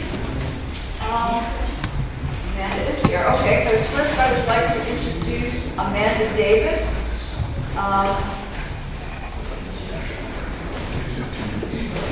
This is Cappuccino, and first I'd like to introduce Amanda Davis, who is the project director for the NYS LGBT Historic Sites Project, which was partially funded by an underrepresented communities grant from the National Park Service. And this is the 4th of 5 nominations prepared under that grant, and I hope you'll see the next one in December. And Amanda is the author of this one, and I want to say that this is the first nomination she's ever written. And I'd like to commend her for that and ask her to write more. And we'll see if she has something to say after the presentation. So this is the building at 31 Cornelia Street in Greenwich Village that served as the home of Cappuccino between 1958 and 1968. The building is already listed on the register in the South Park Historic District. However, we're now proposing it for individual listing under Criterion A. First, for its significance in performing arts as one of the earliest and most important venues where off-Broadway theater was developed. And second, for its significance in social history. for its role in the development of gay theater and support of gay playwrights at a time when depicting homosexuality on stage was illegal. Because many of the playwrights who developed off-Broadway were gay, Cafe Chino also illustrates the profound influence that the gay community had on the development of off-Broadway and the importance of Cafe Chino in nurturing and validating gay artists. Cafe Chino occupied the first floor commercial space of this building. The facade retains fairly good integrity to the period of significance. The cafe was established by Joe Chino, a gay man who was a native of Buffalo. Chino's intent was to open a coffee house art gallery. However, he also had an interest in theater, and he began to allow his patrons to stage poetry readings and short performances. Within a year or two, the cafe was presenting original works by a number of young, unknown playwrights.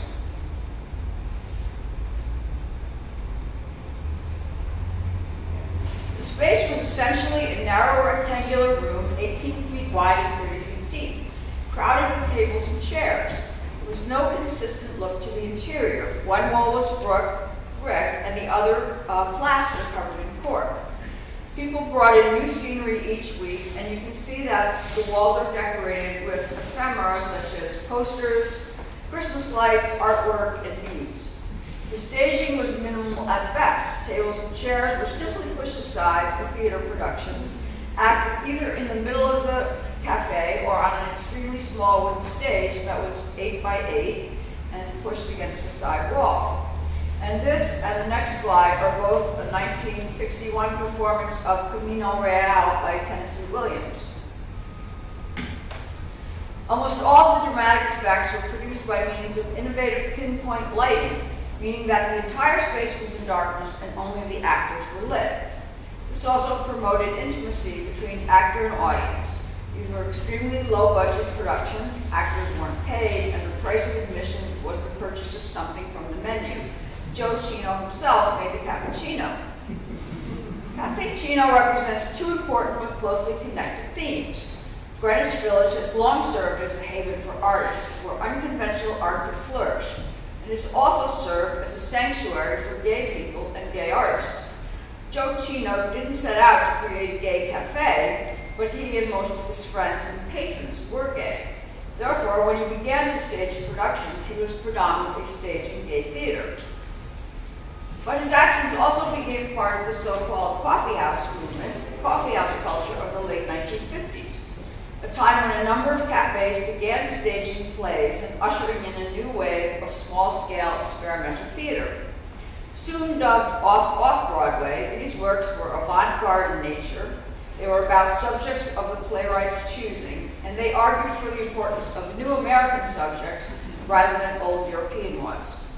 They were staged in unconventional spaces, usually with fewer than 100 seats, largely by unpaid, non-equity actors. A number of important American playwrights got their start off-Broadway, and many went on to win prestigious awards such as Pulitzers and Tonys.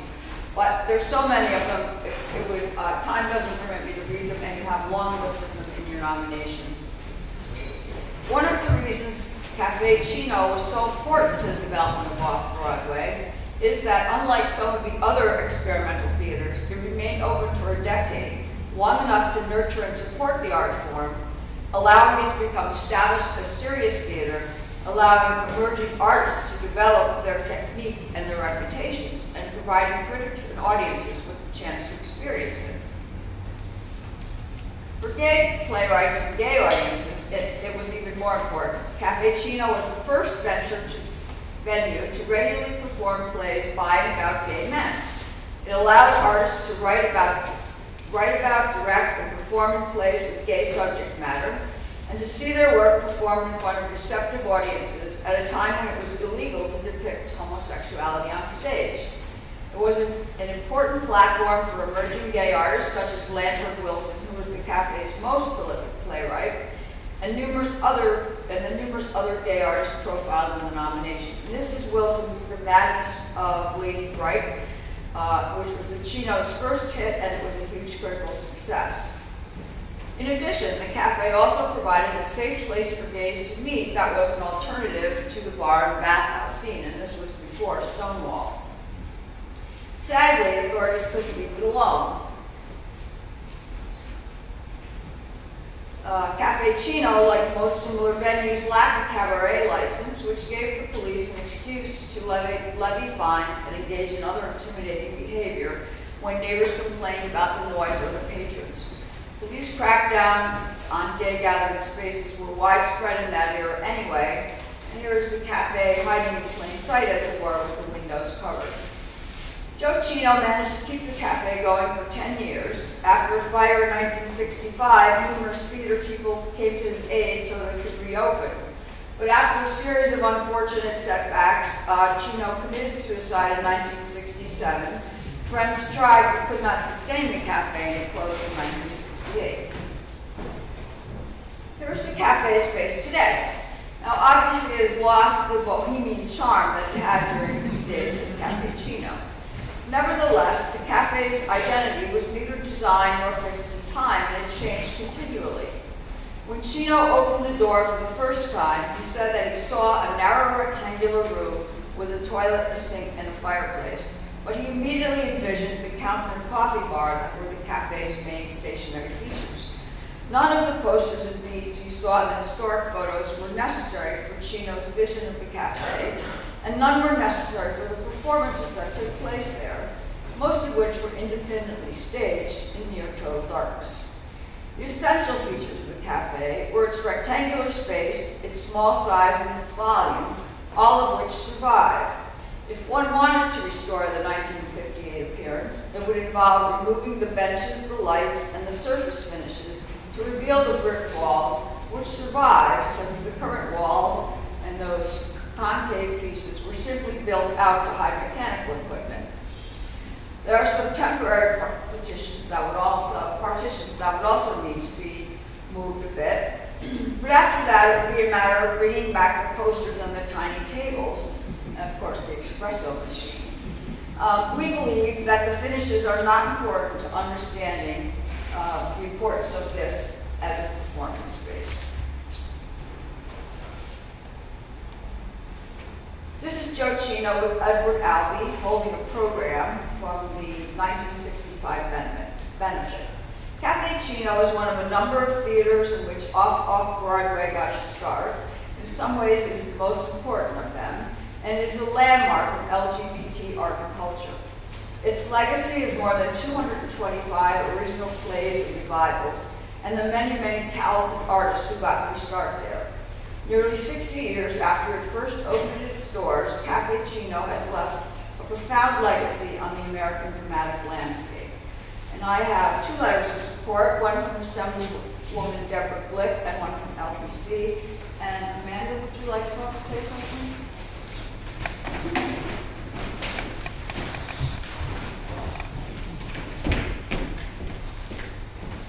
Thanks, Cass, so much for working with me on this. I really love working on this nomination, just hearing the stories from the playwrights and from the people who attended this space at a time when, as a gay person, you could not be open in public without severe consequences, professionally, personally, legally.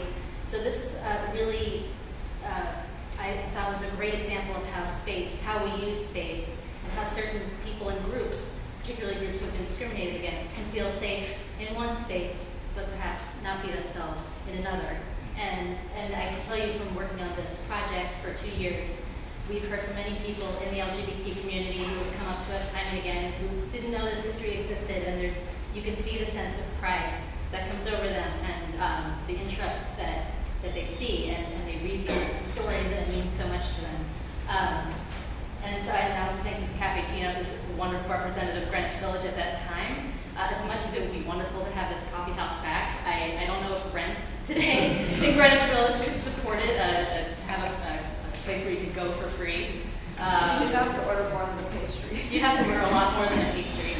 I think his rent was about $100 a month at the time, which was, I think, a lot, but today that would be amazing. So it's an incredibly wonderful space. It means a lot to a lot of people, and it was really important in showing the impact of the LGBT community in the development of the arts and a safe space before Stonewall, which many people see as the beginning of the movement, but really we're pushing it back further to show that it went, there were seeds to that movement.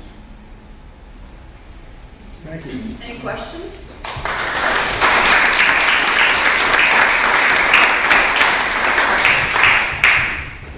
No questions, because we have a motion.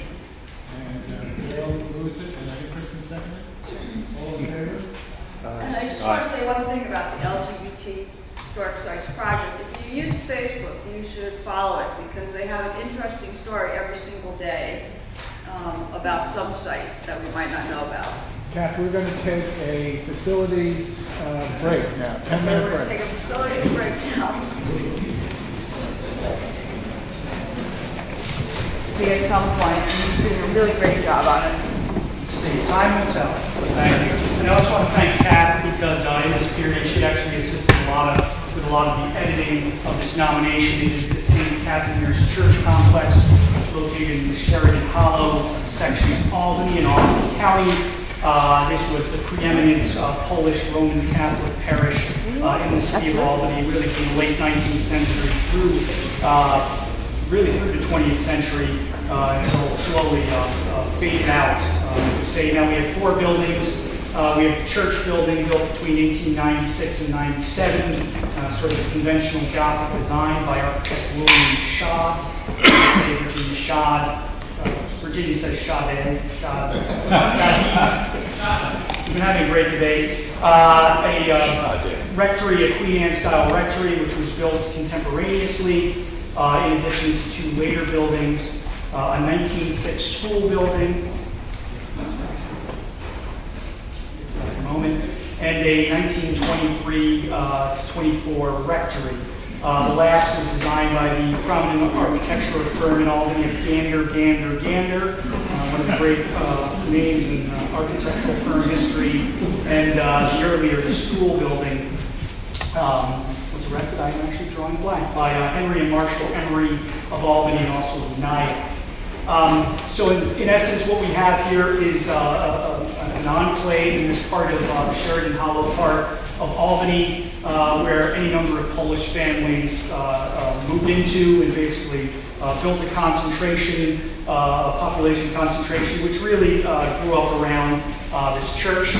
They worshipped in temporary quarters before building this building, and in time the parish came to grow. In 1922, there were 500 families and 3,000 members of this parish, so it was thriving.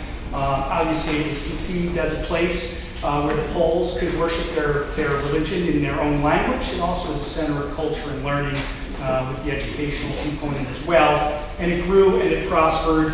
At first, the sisters were housed above the school in the third story of the school building.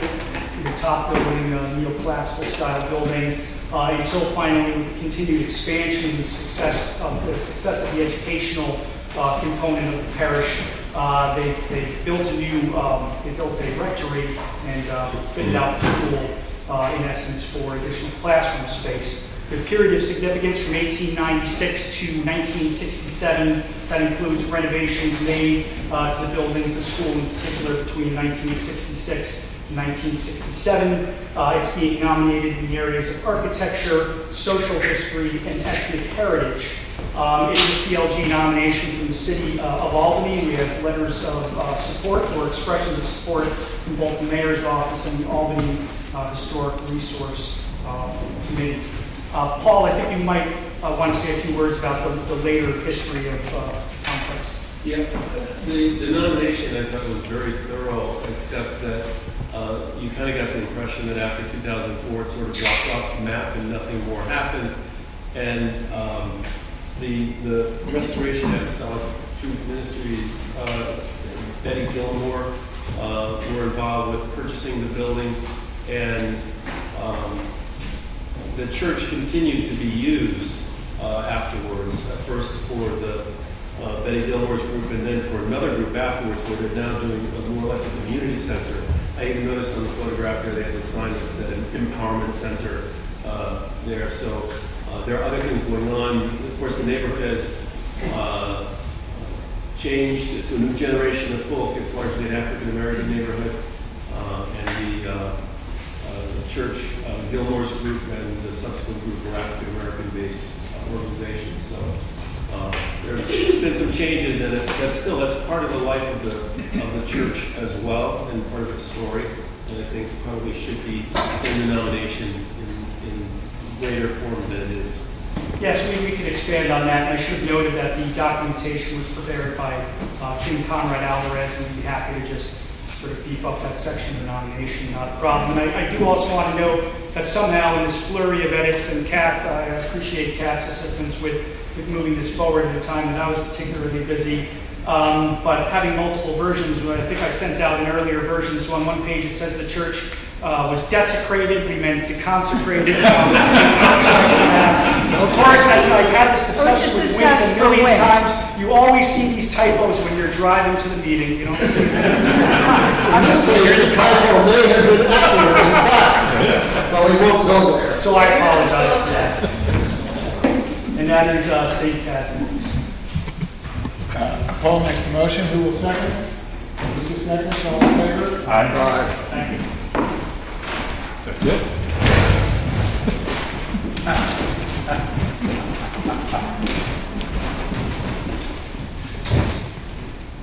All right, good afternoon, everyone. So I have 4 projects today from Buffalo for us. The first is Temple Beth Zion. Now, this is an outstanding example of a mid-20th century neo-expressionist religious architecture designed by renowned modern architect Max Abramovitz of the firm Harrison and Abramovitz. Located on Delaware Avenue in Buffalo, Temple Beth Zion was constructed between 1964 and 1967. Design and planning for the new facility began in 1962 following the loss of the previous Moorish-influenced synagogue due to a devastating fire. So the building has an unusual form, with a long rectilinear school and administration building serving as a spine from which the sculptural oval-shaped synagogue, a smaller chapel, and a spacious auditorium radiate. Temple Beth Zion is one of only a handful of religious buildings designed by Max Abramovitz, whose firm is decidedly better known for its large-scale civic and corporate architecture. As a good locally significant example of a neo-expressionist synagogue, Temple Beth Zion is eligible under Criterion C in the area of architecture. Neo-expressionist architecture emerged after World War II in response to the rationalism of the international style, and instead emphasized the emotional content expressed by means of curvilinear forms, eccentric and eclectic shapes, and sort of this plastic material sense. The primary worship space at Temple Beth Zion is an excellent example of the type, with its sculptural exterior form, which holds a vast, open interior space that invokes a sense of quietude and awe. The principal historian of American Jewish religious architecture, Samuel Gruber, regards Abramovitz's Temple Beth Zion as, quote, an expressive masterpiece, one of the few fully uplifting emotional responses to architectural modernism in the United States.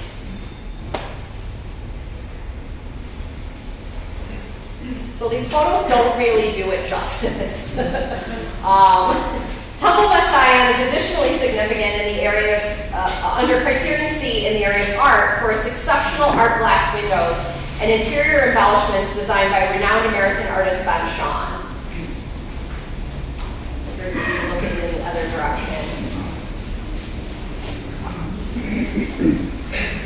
Temple Beth Zion possesses the only example of stained glass windows designed by this important American artist, primarily known as a painter. Shahn worked closely with the architect and a structural engineer to achieve their shared design goals. As you can imagine, this piece of glass is curved in about 15 different directions. So the large-scale glass window walls flood the interior with tranquil blue colors, shimmering off the gray concrete walls, giving the effect almost of water, emphasizing the emotional effect of the neo-expressionist movement. This collaboration between a major American architect and major American painter underscores the vision of the building as an expressive, immersive work of art.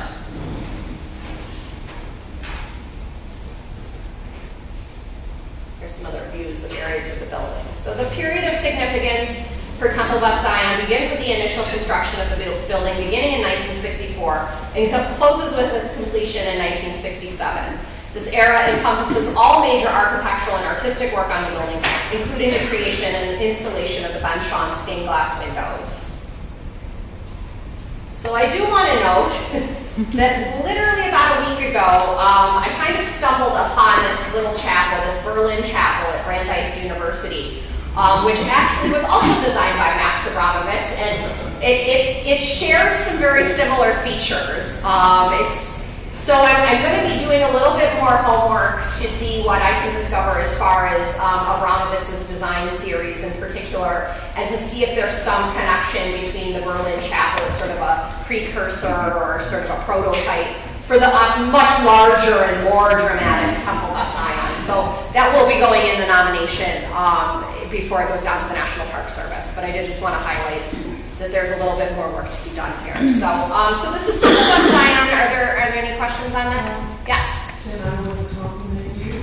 I've gone to so many classes on history of architecture. I've never encountered this building. I went down a rabbit hole. You're going to find so much about Abramowitz.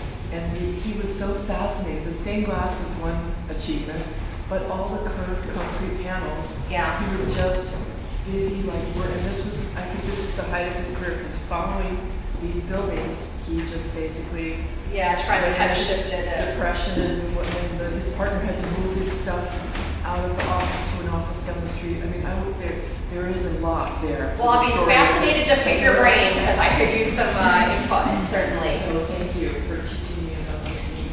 Doug makes the motion. Doug, do you want a second? Okay. All in favor? Aye. Thank you. So the next projects that I have are all tax credit projects in Buffalo, and they all have approved Part 1s from the National Park Service. The first here is the Ziegler Phoenix Refrigeration House and Office, which is the last surviving component of the once sprawling Ziegler, later Phoenix, Brewing Company. It's significant as a rare example of brewery-related architecture in Buffalo, associated specifically with the refrigeration house technology, which was one of the most important innovations in the lager beer industry. The building, which also includes an office, is also significant for its associations with one of Buffalo's most important brewing companies, and for its illustration of German Rundbogenstil architectural style, which was popular for German-owned breweries and became a symbol of German culture. While the region's significant German and Eastern European immigrant population, brewing beer and lager has a long history in the city of Buffalo. The Ziegler Phoenix Brewery began as the Ziegler Brewing Company in 1850. Founded by a German immigrant, it was one of the first breweries in the city, carving out a niche by specializing in producing lager beer. Lager is a German tradition that requires cold temperatures during fermentation and storage, and resulted in technological advancements in artificial refrigeration that were perfected and used by the Ziegler Brewery. At its height, the brewing company occupied a several block area. However, the storage of grain and the processes used in its fermentation make fire an inherent danger to breweries. Thus, the Ziegler Brewery lost various portions of its production facility, some of which were rebuilt, only to burn again at various times during its history. The ashes of these fires gave rise to the construction of a new state-of-the-art fireproof building for the newly christened Phoenix Brewery in 1888. The one-story Cooper Shop and the tall elaborate brew house, however, were lost to fire in 1916 and replaced by a more modest one-story brick wing in 1917. So, just to explain, these images were in the nomination. This is the original vision from about 1887, right before the reconstruction. This portion of the building, as far as we can tell, was never actually constructed. Instead, they built this sort of more kind of, I guess, maybe a placeholder sort of one-story wing. And then in 1916, this is the brew house here, this elaborate building.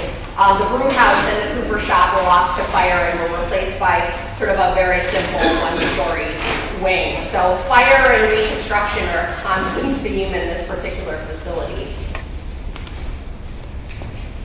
The round-arched Romanesque style became widely associated with German immigrants in the United States and became particularly associated with breweries. The style symbolized the German impact on American culture, ethnically, socially, and technologically, while accommodating the programmatic requirements of brewing lager, specifically the requirements of refrigeration. Designed by Otto Charles Wolff, a nationally recognized brewery engineer and architect, the refrigeration house and office of the Ziegler Phoenix Brewery exhibit the Gothic and Romanesque detailing characteristic of the Rundbogen style. As early as 1911, the brewery was already hailed as one of 5 historic breweries in the city. Unfortunately, much of what is left in Buffalo right now to document this history was significantly altered or demolished in the wake of Prohibition. Today, only a small handful of brewery-related buildings in various conditions remain existing in Buffalo. That picture of snow in there. So there's a few, see the round arches. For its associations with the brewing industry and the Ziegler Brewery, the Ziegler Phoenix Refrigeration House and Office is eligible under Criterion A in the area of commercial history. As a good representative example of the Rundbogen style is applied to the Lagrange refrigerated warehouse, the building also merits consideration under Criterion C in the area of architecture. The period of significance begins with the construction of the refrigeration house and office in 1888 and ends in 1920 when the Ziegler Phoenix Brewery closed after passage of the Volstead Act. So as you can see, rehabilitation is nearly complete on these buildings, and the formerly vacant building is converted to apartments meant to support the growing Buffalo Medical Campus. So this is the Ziegler Phoenix Refrigeration House and Office. Are there any questions? Jay, would you like to make a motion? Okay, and who will second? What second? Jay was. All in favor? Aye.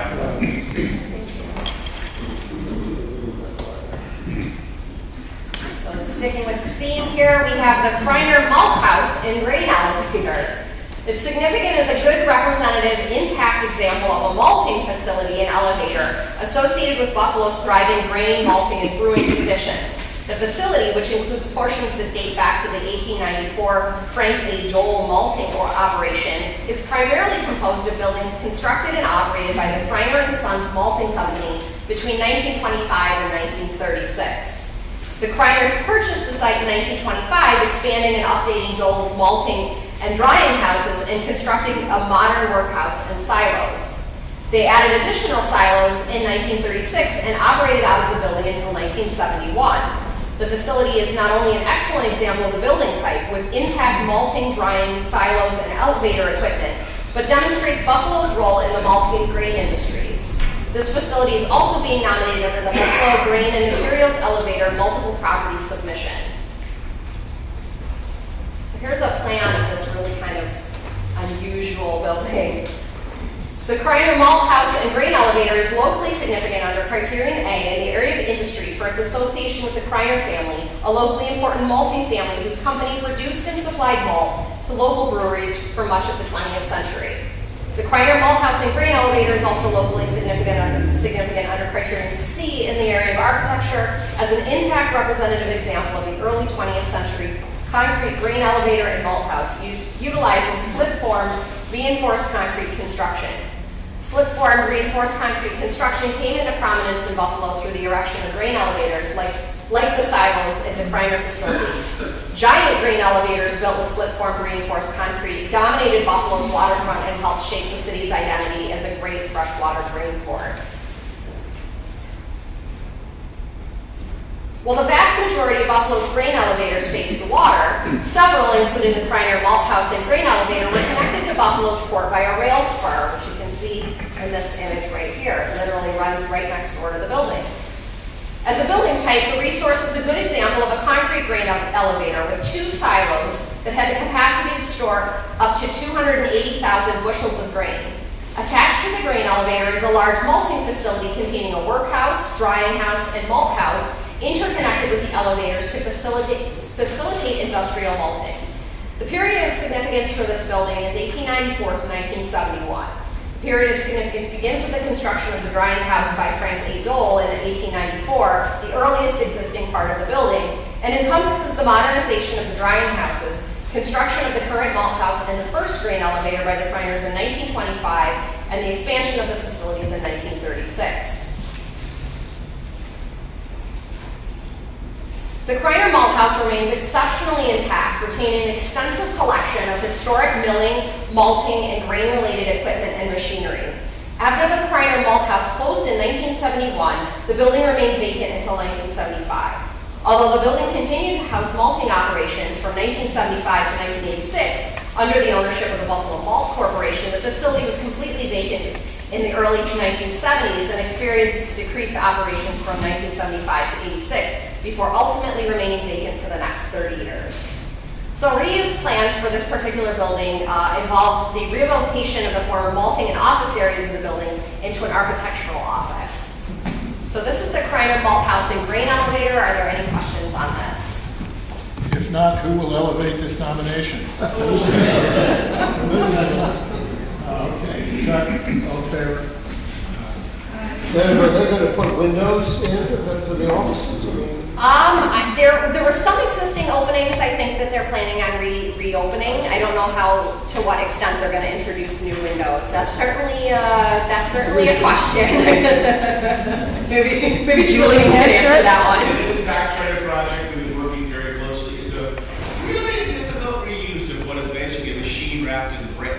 Right. What I call these things to put people in it. But we've been working with their architects. There are no windows going into the silos, no windows going into any major elevations. Reopening where there were windows with limited introductions, what we consider like back elevations. It's a tricky one. We're still seeing how it walks a tightrope. Thanks, Julie. So last but not least, we have Shea's Seneca Building. And this is located at 2174 Seneca Street in Buffalo. It's a locally significant example of a community theater development, a building type that featured a large commercial building fronting the street with a movie theater hidden behind. While this type of theater was not exclusive to the Shea's chain, it was a distinctive feature of Shea's community theaters, creating an active, dynamic hub for commercial and social activity. So Shea's Seneca Building was built by Michael Shea, a local theater magnate who erected 6 movie palaces in Western New York in the early 20th century. Shea's theaters accommodated between 1,500 and 4,000 people and screened movies up to 3 times a day. The combination of commerce and entertainment made each of the Shea's building a major neighborhood anchor. The building embodies common features found in nearly all of Michael Shea's theater developments. And as you can see, except for the marquee and the trade sign, the building is really pretty intact to what it historically looked like. So these include a long facade of storefronts, repeated fenestration, and picturesque architecture in the theater lobby. Designed by William and Henry Spann in 1929, the building quickly became a neighborhood destination, housing many important social clubs, businesses, and community services in addition to the theater itself. While all one development, the commercial building was conceptualized as a separate component, as indicated on the architect's drawings. Shea's Seneca Building is one of only 3 remaining examples of Michael Shea's developments in Buffalo, alongside Shea's North Park, which is on Hurdle Avenue, and Shea's Buffalo, which is the big downtown crown jewel of this theater group. Shea's Seneca Building is locally significant under Criterion C in the area of architecture as a significant example of Michael Shea's community theater development model. Shea's model involved building a long commercial building anchored by a theater in growing middle-class neighborhoods in Buffalo. Middle-class residents were drawn to the community theater to see movies and took advantage of shopping opportunities located in the commercial building, creating an active community hub. The building typology used in Shea's Seneca Building can be seen in Shea's North Park, also Shea's Bailey and Shea's Roosevelt theaters, which are demolished, as well as in the Genesee Theater and the Strand Theater, 2 now demolished theaters also designed by the Spann brothers. The theater and commercial block portions of Michael Shea's theaters were designed separately, and Shea's Seneca Building is no exception. However, unlike his other theaters, the Seneca Building facade is unified behind a common facade with no material or architectural distinction between the commercial and theater spaces. While the theater auditorium was demolished in 1970, the extant commercial spaces in the lobby of the theater and Shea's Seneca Building communicate the original configuration of the building and the typology of Michael Shea's community theater developments. So a few modern inserts, but largely the theater lobby view is intact. This is a view you would have looked, come in through these doors and entered into this space. But this is the lobby area of the theater. Some of the ornament and detailing. And a few views into some of the commercial spaces, which are largely intact according to the architect's plans. And the windows are also largely intact. They're covered behind those blue panels, but they are largely there.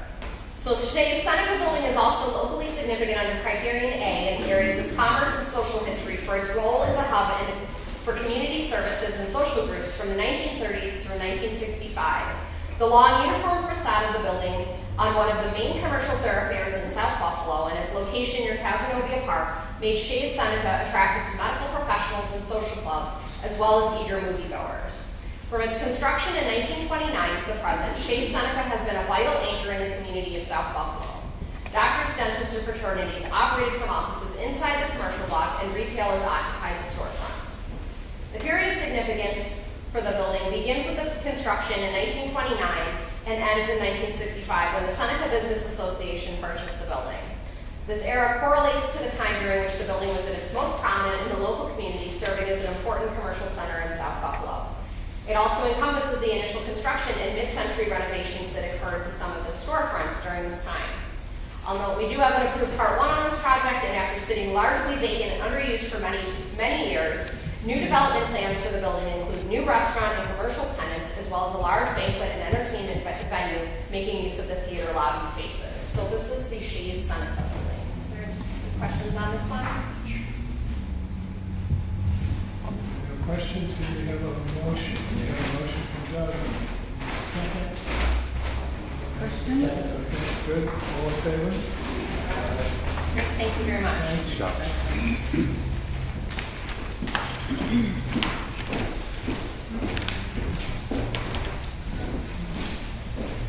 I can't tell you how many movies I saw in the North Park, and I never realized it was. Me too. It was a shoot. Yeah. Anyway. This morning, it's afternoon now. This afternoon, all my nominations are in Monroe County, and the first one is Mount Hope Cemetery in Rochester. Before I go any further, I'd like to introduce you to Mitchell Rowe, who's from the city of Rochester, and he'll make a few comments when we're finished, or when I'm finished. As you might have seen in the nomination text, half of the cemetery is part of the Mount Hope Highland Historic District that was listed in 1974 in the National Register. The entire resource encompasses just shy of 193 acres in the southeast part of the city, nestled between the University of Rochester and the South Wedge neighborhood. It is still an active cemetery with over 350,000 known interments.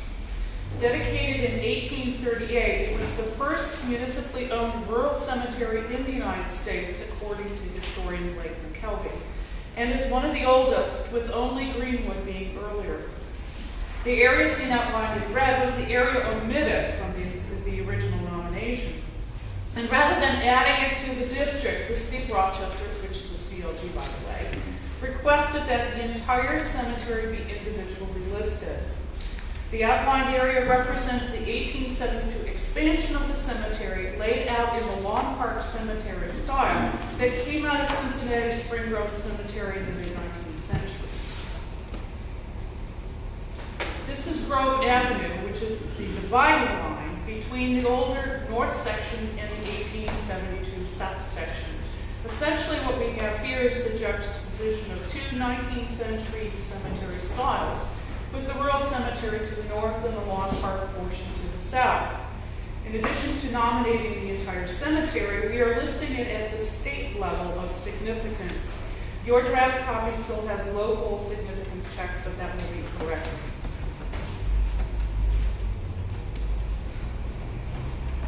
As this is hardly the first nomination or combination rural and Lawn Park Cemetery presented to the board, I won't bore you with the contextual background of the styles, especially since it's covered in the nomination draft. The rural cemetery portion was largely laid out by city surveyor Silas Cornell, who used the natural contours of the land that were carved out by the retreating Wisconsin ice sheet that left gullies, ridges, depressions, or kettles, one being Sylvan Water, seen here in the lower image, which isn't looking so sylvan right now. It was just restored. Oh, good, because I'm going to Rochester next week to look around the cemetery, and I will take a new picture of Sylvan Water.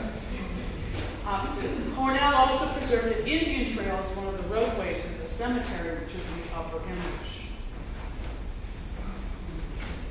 The lower left shows the 1872 Moorish gazebo, and barely visible in the background is the mortuary chapel. The number of people in the gazebo and walking in the background are a reminder that these rural cemeteries were regarded as parks as much as they were repositories for the deceased. The older portion of the cemetery includes the classic features of the rural cemetery with heavily wooded areas, curving roadways, in-ground mausoleums, fencing, irregular plot shapes, and overlooks with views that open onto lawns and other more open sections of the grounds. Also quite noticeable is the number of obelisk monuments that were more common in the 19th century. Obelisks are still visible in the south of Grove Avenue area, but fewer. Also in that area, burials are denser or more dense, close together, with monuments generally being lower in height. Mount Hope is being nominated under Criterion C and Criterion Consideration B for its age and design. It's also being nominated under Criterion A for social history as illustrating the patterns and types of burials for various members of the greater Rochester community, which includes Colonel Nathaniel Rochester, you can see the marker there, who was reinterred in Mount Hope after the Buffalo Street burial ground was closed and the burials moved. Sections were also set aside for specific groups, and elaborate monuments of prominent Rochesterians are prominently sited throughout the grounds. Several of these include statues, some designed by famous artists. The image on the right shows Nicola Cantalamessa Capote's St. John the Divine, which is for the Elwander family monument. And the center image shows the Civil War era burials and the Civil War monument by artist Sally James Farnum. With the amount of artwork on the grounds, Mount Hope is also being nominated in the area of art, and biographies of the artists are included in the nomination. This nomination provides an opportunity to better document the already listed features of the cemetery, which includes the 1874 gatehouse, designed by Rochester architect A.J. Warner in the upper left. The lower left is the, well, I've removed it, but you've already seen the restored Moorish gazebo. Other important contributing features include the gates and fencing, and the circa 1875 Florentine fountain, you can see in the lower images. We have a larger version of it there. And behind the Florentine fountain is the 1862 mortuary chapel. This nomination adds the current cemetery offices in the upper left, built originally as a farmhouse circa 1840, the 1912 chapel in the upper right, designed by J. Foster Warner, that was the son of A.J. Warner, and the entrance gate on Elmwood Avenue. Also being documented are the family plots designed by nationally known landscape designer Fletcher Steele, who is also buried in Mount Hope Cemetery. Steele provides a segue into burials of transcendent importance, Steele's being one of them. 5 additional burials are identified in the nomination, with one of the best known being women's rights activist Susan B. Anthony. And the upper right shows the members of the National Women's Party who in 1923 had a memorial service for her at Highland Park and then marched across the street to the gravesite. Other transcendent burials include Frederick Douglass and Lewis Henry Morgan,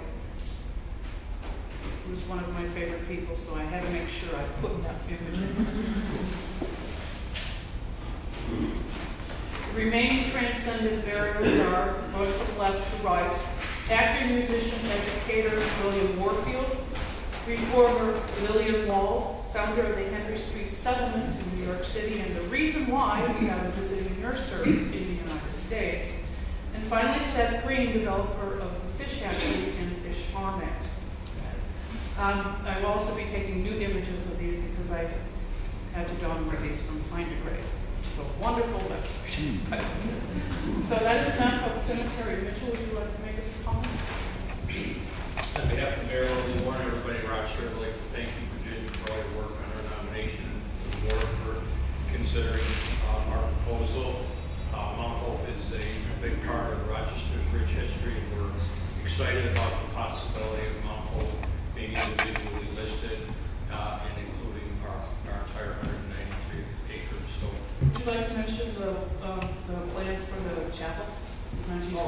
Sure. I was mentioning to Virginia before the meeting was called to order that we submitted a consolidated funding application this last round to the Regional Economic Development Council for money to begin restoration of the 1912 chapel, which is one of the photographs that Virginia had shared with you, which has been vacant since the 50s.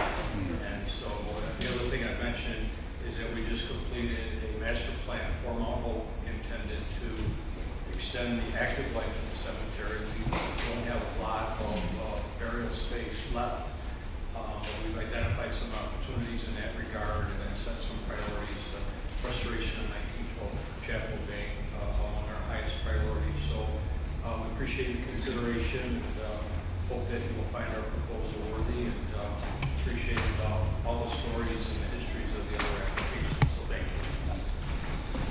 Any questions or comments about Mount Hope? I just have a question.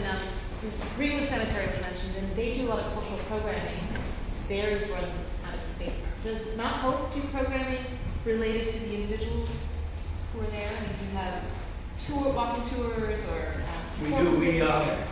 If it's okay with everybody. Sorry.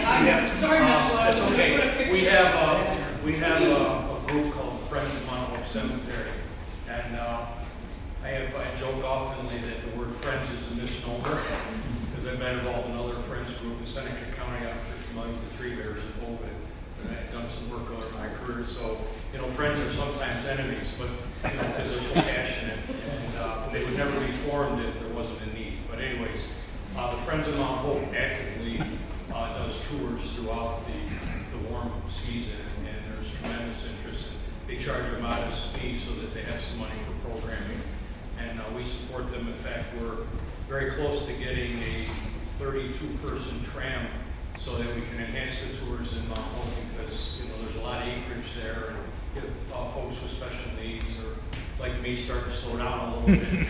But so yeah, programming is very active and mostly done by the Friends of Mount Hope, and they take it very personally. And we've also been involved the last few years with the Path Through History, which is a statewide effort. Last year we had a Civil War enactment band and a bunch of other stuff. So there is a lot of active programming that happens at Mount Hope.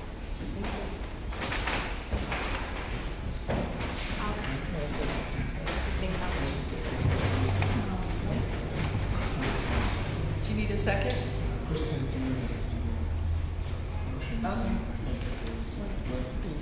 All in favor? Aye.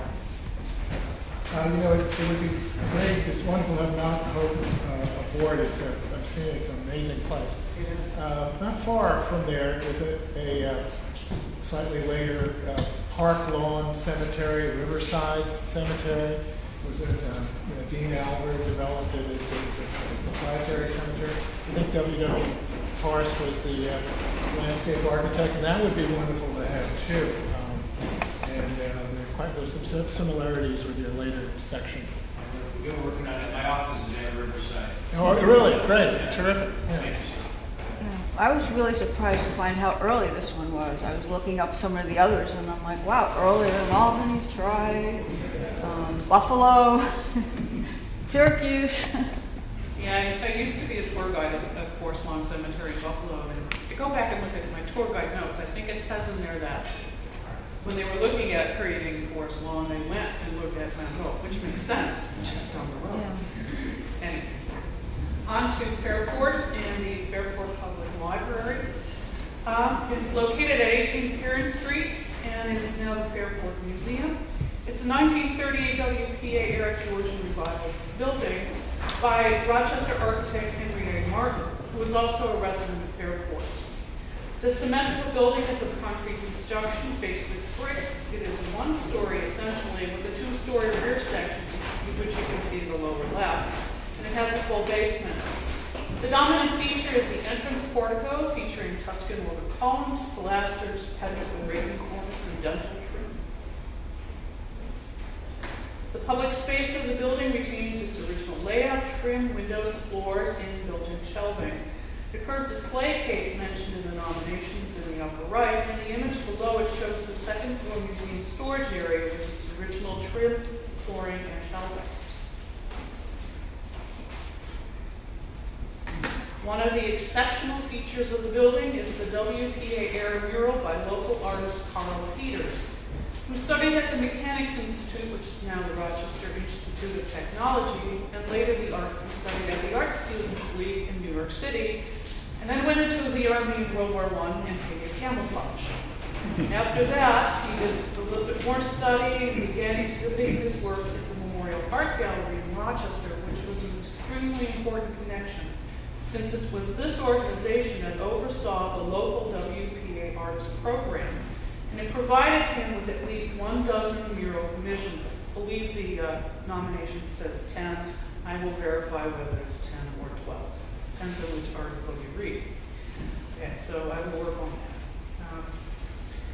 The Fairport Historical Society is also following up on that information to see how many of these still exist and where they're located. The nomination was written by the members of the Parrington Historical Society, who are also the sponsors of the nomination.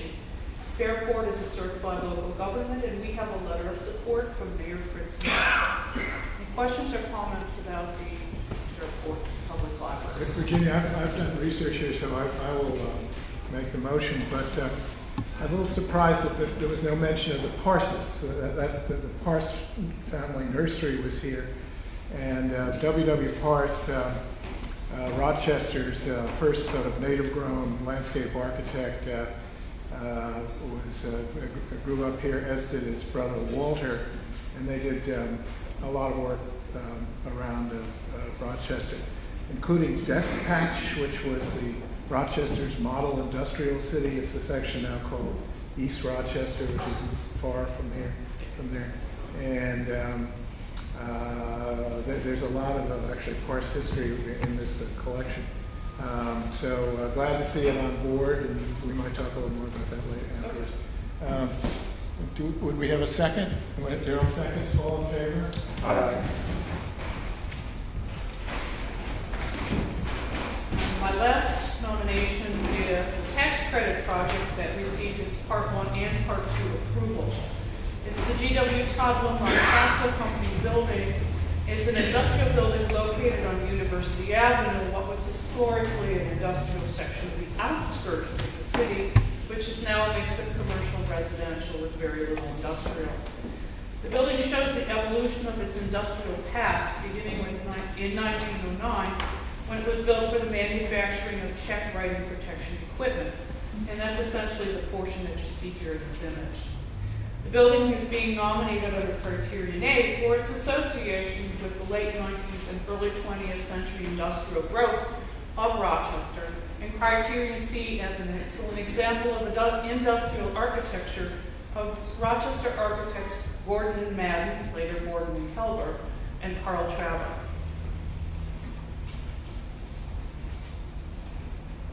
There we go. According to the nomination, the majority of the expansions took place after it was purchased by the Wilmot Castle Company in 1918 for the manufacturing of surgical equipment sterilizers, autoclaves, if you're familiar with that, and other medical equipment.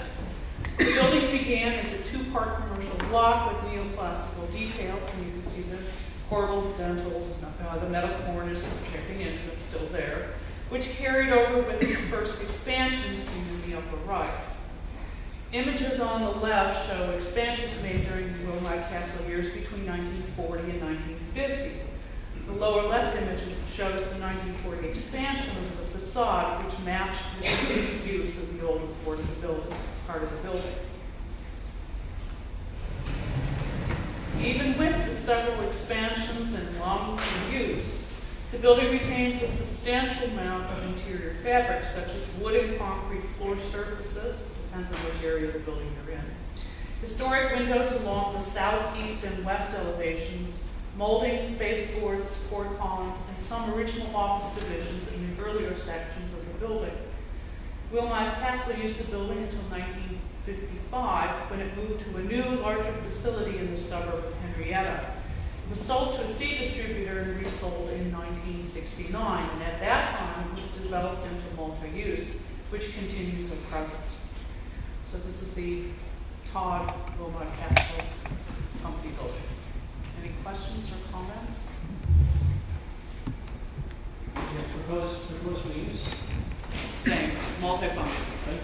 They want to put apartments in some of the other floors. Okay.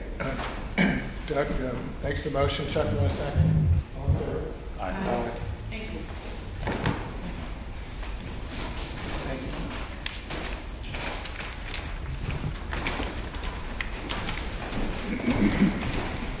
The last three, so we'll zip along. In March, we were supposed to be having the North Salina Street Historic District, and we postponed it after a series of letters of concern from property owners that arrived just a day or two before the meeting that we did not have a chance to reach out to. We did not have a chance to talk to those owners until after the meeting. So because they were all people from a certain area in the lower section of the expansion, we decided to set up a meeting. I went out there. As it turned out, no one came. But I did. She got major kudos for that. I then went and spoke to a number of the people who were in the district and better understood what their concerns were and were able to allay some of their worries about what would happen. One of the things that's important to understand is the area is in flux because of the relocation of Interstates 81 and 690 going through Syracuse. And so people were concerned about what this meant as an added disruption in terms of buildings in this particular section. If you look at this particular map, the area right down here literally is the expressway which is being removed. So people were just unsure about what this was going to do in terms of that expressway redevelopment, and they were, and after talking to people and explaining to them the fact that this was a economic development project, in fact, a couple of letters asked for economic development rather than a district. We were, I think people feel more comfortable with the idea of the district expansion going ahead. So it took a little bit of time, and I apologize that you're seeing it the second time. But the nomination is driven by the city to expand economic opportunities for commercial tax credits. This yellow section here is the existing district, and we're adding a small amount at the top end, which is the other side of the street, a very similar character to the part that's listed, and we're adding this section down at the bottom, which brings in some additional buildings of somewhat different character. The original district was about 84 buildings, and it was described as the area that developed historically as the corridor between the villages of Salina and Syracuse in the early to mid-19th century. And that area, the Salina is up at this end, the northern end, Syracuse down here. And it was dominated by commercial row buildings that were predominantly Italian in style, commercial space and residential office space in the same building. The new boundary actually comes within a new period of significance from 1850 to 1950 because we wanted to allow for the inclusion of a number of commercial buildings built in the immediate post-World War II period. And also we wanted to bring in industrial buildings that had been built in this area that kind of better represent what the north side of Syracuse was known as in Syracuse, which was as an industrial as well as a commercial area. Another benefit is that we brought in an area that's associated with people of Italian heritage as well as just people of German heritage, which had been the first district. So when we look at the community, the areas that we're bringing up, this is the one on the top left, that's the small side of the street at the upper end of the district. The image down on the lower left is the existing district, and the image on the right is the new area of Salina Street and North State Street. And you can see they have a lot in common with one another, so it's a legitimate boundary expansion. And this is some historic photos of the period. And I'm finding this really interesting. This was a site where Salina Street came together with the Oswego Canal and the Erie Canal. It created a series of kind of triangular spaces. And one of these triangular spaces is the city market, which is in the left-hand side. So these triangular sections, these kind of voids, were really important parts of the community historic appearance. The tramway from the center of Salina Street was connected to downtown Syracuse. It was a major thoroughfare, as I said, between Salina and Syracuse itself. And this picture here, which is from 1935, shows you where the canal used to run, which was right here. This got actually redeveloped as Interstate 81. That's why this is such a kind of contested area when it comes to highways and highway development. This is the Nettleton building. This is the Lear building. We're right at the lower end of this kind of industrial area between the two villages. And it was actually historically an area of salt manufacturing. Very, very important, of course, to Syracuse has witnessed the name Salina. These are just some of the new buildings that are being brought in, representative of different styles. We have the Nettleton Shoe Factory in the upper left. We have a park, again, one of these triangular areas. We have the Britain block on the lower left, an Italianate building up in the section in the 900 block where we're adding the half block. And then this building, which to me is fascinating. And Kate Auwater, who worked with me very closely on this, was wonderful to work with, and is the planner, the historic preservation planner in Syracuse, has never seen another property in Syracuse like this. This is really what in Europe or Scotland would be called a close. It's a residential building behind other residential buildings, completely landlocked, completely unavailable, except by going through a little gate off East Belmont Street. Its street address is Pearl Street rear, but there's no connection to Pearl Street. It's only connected through this tiny little alley. So it's a pretty interesting building type. I don't know how long it will survive, but because that kind of housing is hard to rehab, but it's a fascinating element of the community. The Sniper Monument is also coming in. I thought I'd come down. The Sniper Monument is not because Mr. Sniper was a sniper, but because he was one of the German, local German merchants who helped raise a regiment and fought in the Civil War. And for that, they erected this monument in one of the small parks. The other building, what's that? Our side, the north side, not the south side.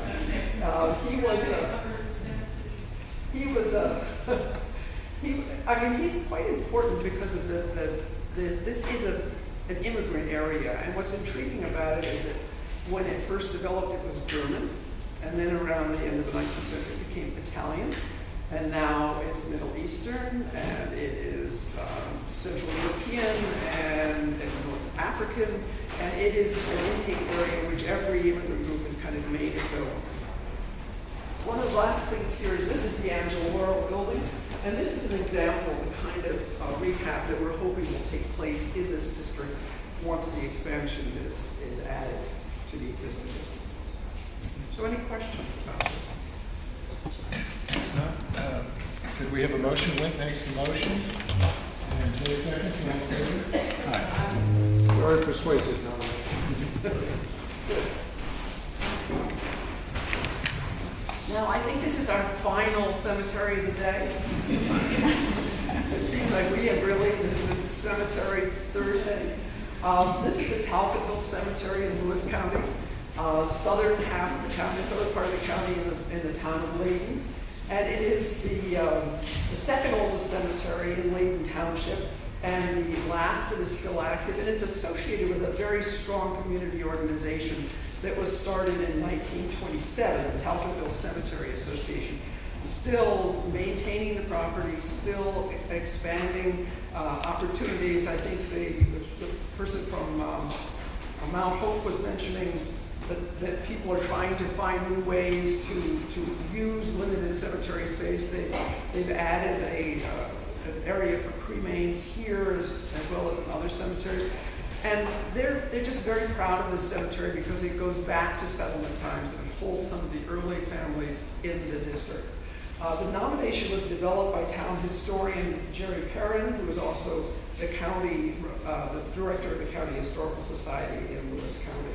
And we have 3 letters of support, one from Congresswoman Elise Stefanik, one from the Lewis County Historical Society, and one from the Munn family. There is a Munn family that is associated with this cemetery and with this part of the county. Talcottville is a small hamlet, and it's known because of Edmund Wilson. I don't know whether people know Wilson as well now as they used to, but he was a very well-known critic and writer about literature at the turn of in the middle of the century. He was an editor of a number of influential journals, and he was related to the Talcottville families and inherited through his mother the stone house, which is listed on the National Register, which is one of the earliest buildings from Talcottville. And he writes about it a lot. Now, we're not nominating this in the area of literature because he wasn't buried here, but he writes about the people who are buried here, and it becomes part of the kind of attraction this cemetery has, not just for the local people, but is also a pilgrimage site for people who come there from other parts of the country. It's also being nominated in the area of funerary art. It has a number of interesting monuments. One here, which you'll see a little bit more detail, is a zinc monument, and one here, which is a boulder that was dedicated to Bessie Furbish. It's a rather sad story that is very clearly outlined in Wilson's book Upstate about a woman who had an unhappy marriage, came back to Talcottville to die, and asked that she be buried next to this boulder on which she used to read books when she was a child. So they actually bought the land and incorporated it into the cemetery so that could happen. The cemetery is made up of 4 basic parts, historic parts of the cemetery. There are 2 newer sections that were added recently. Oddly enough, when they did the survey of the cemetery in the 1930s, they did not do the survey in order of oldest to newest, so this oldest section of the cemetery is actually section D. And it is this section right here. And you notice the composition of the lots is different from this other section. This is section B, section A, which was added and developed after 1850. Section C is at the back end of the cemetery. It has similar kind of family plots to section B. And then on the left side is section C, which was added in the early 20th century. And it's kind of interesting because you heard from Virginia about the Lawn Park Cemetery and the rural cemetery movement. And actually, even in this tiny little rural cemetery in Lewis County, you see elements of those kind of overarching cemetery design concepts showing up here in this place. So section D is basically buried in the order in which you died. And there are, the Talcots are plunked all around in section D. In section B, there are family plots like this one, which belongs to the Coes, where people are buried around the central monument. Some of that is also true in section B up at the back end. And on the side, on the left side, it's the more modern cemetery movements, smaller monuments, lower monuments, more of the type that were associated with the cemetery lawn park movement. As I mentioned, this is also being nominated for funerary art, lots of obelisks, mid-century fascination with obelisks, of course going back to the Napoleonic conquest of Egypt and the writing about obelisks that took place when he had a study done of the newly conquered Egypt. This made this a very popular style for cemetery work. Weeping willow, the language of flowers associated with 2 child burials, the dogwood and the rose. But then coming into the 1880s, we had these zinc monuments, which were made out of White Bronze, as they called it. This was the White Bronze Monumental Company from Connecticut.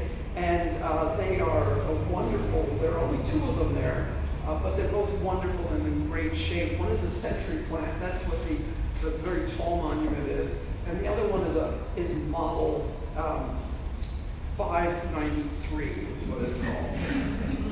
And as you probably know with these monuments, you would, when someone died, somebody new died from the family lot, you would send to the Monumental Bronze Company. They would give you back a plaque and you would put it in place, you would bolt it into place. So you would switch in these plaques on these monuments as you added people to the family plot.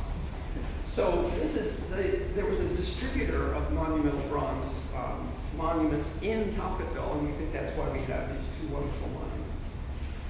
And then finally, some of the early to mid-century stones also have these fabulous inscriptions. I had not realized how many inscriptions were taken out of books that were being published, full of epitaphs that you can put on your tombstone or your family's tombstone. This one seems to, we haven't found a literary source for it, but it is part of that kind of mid-19th century sentiment about death.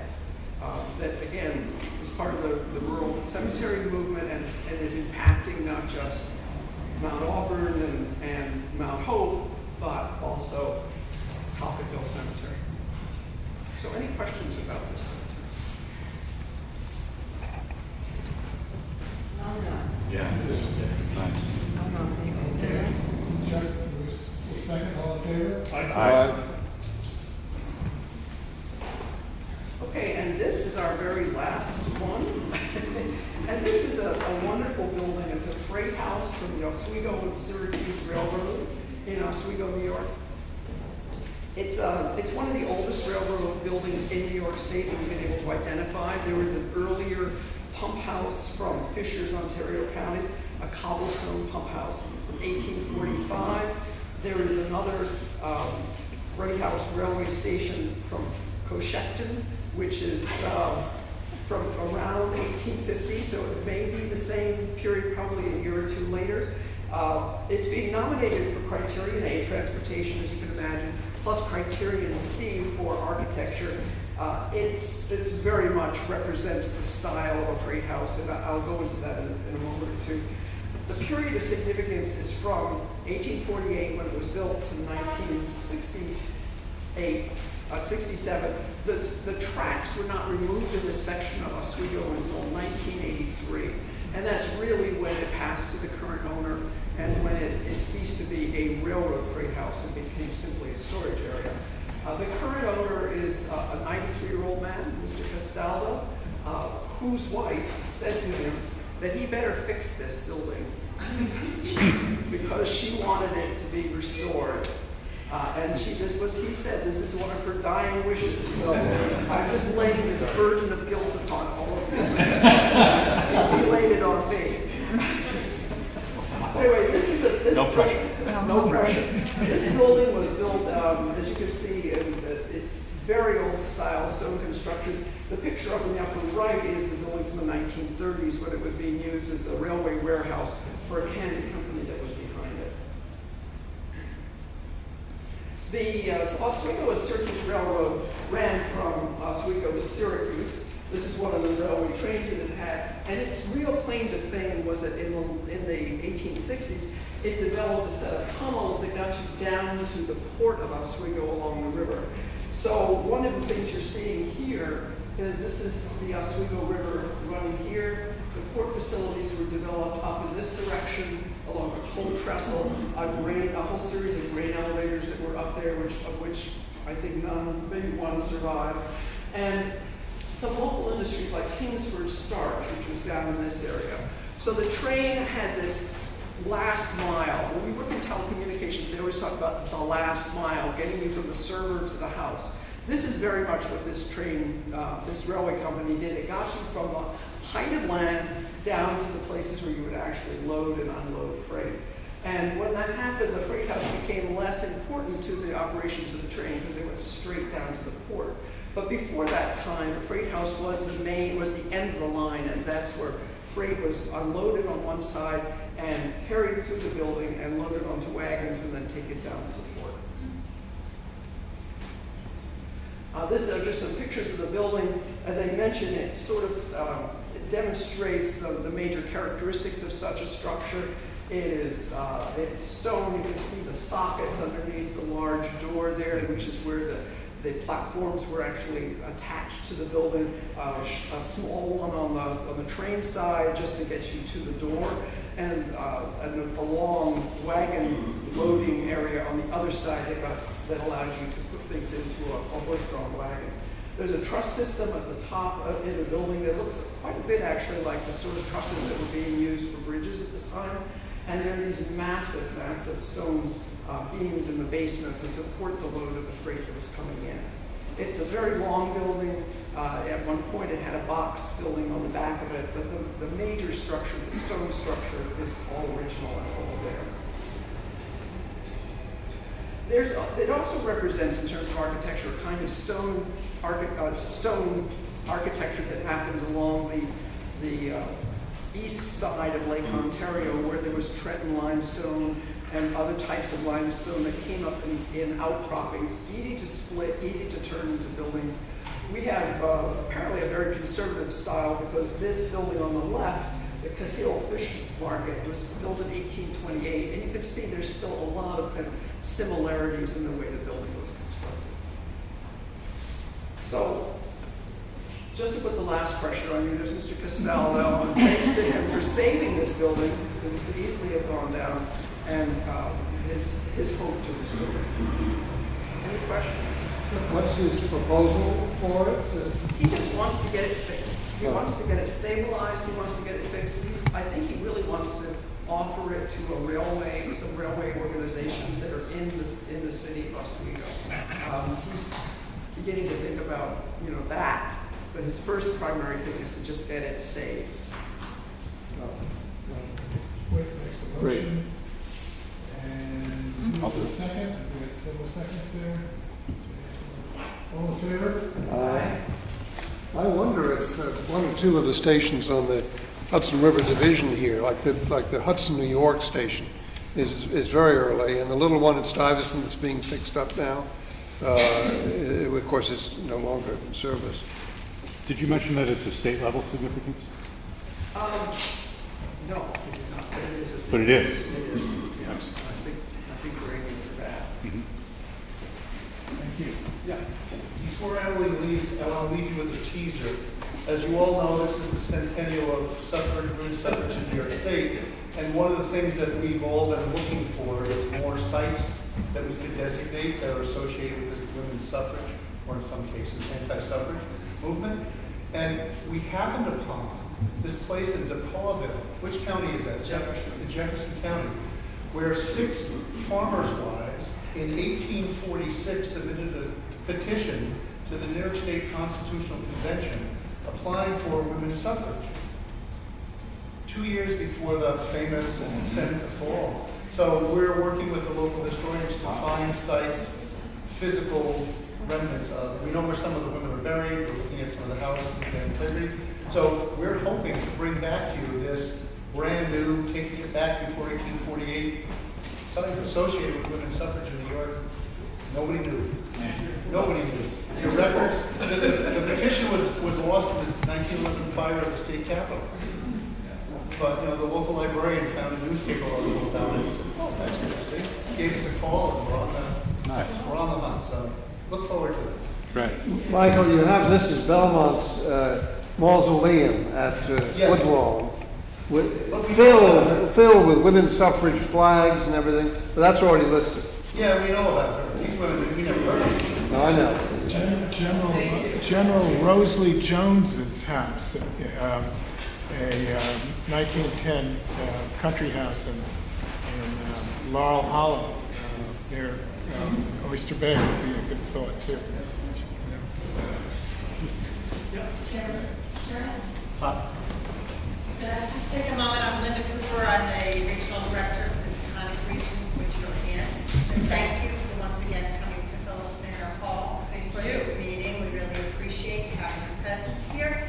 And I'd love to recommend, I know many of you are going far away after this by train or by car, but we have 3 things we think you might want to take a little bit of a look at. One is Charles Casimiro Historic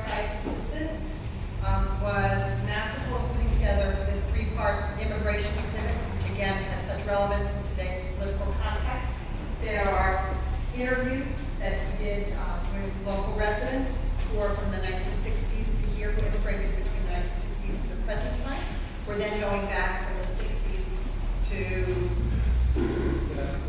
American Civil War to American Civil War till the 60s, and then before that is the third phase, working very closely with People's Island, which we greatly appreciate the support.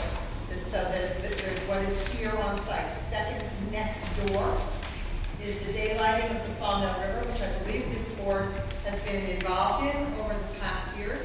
It's a beautiful landmark here in the city, and phase one comes out along right next to adjacent to the site, and across the street is the newest phase. And they're working on subsequent phases further north. And again, it's a combination of both ecology and art and culture and history. And we are very much a part of it as this little oasis of green with the train station, the library, the park, the city hall, and to a little bit further away, if you have time, because this one takes a car. Untermeyer Park, or the garden, or the Untermeyer Park is a City of Yonkers park. And in it is a restoration funded by a conservancy, almost all private dollars. There was state money and city money that is underlying it as well. And it is a restoration of a Persian garden.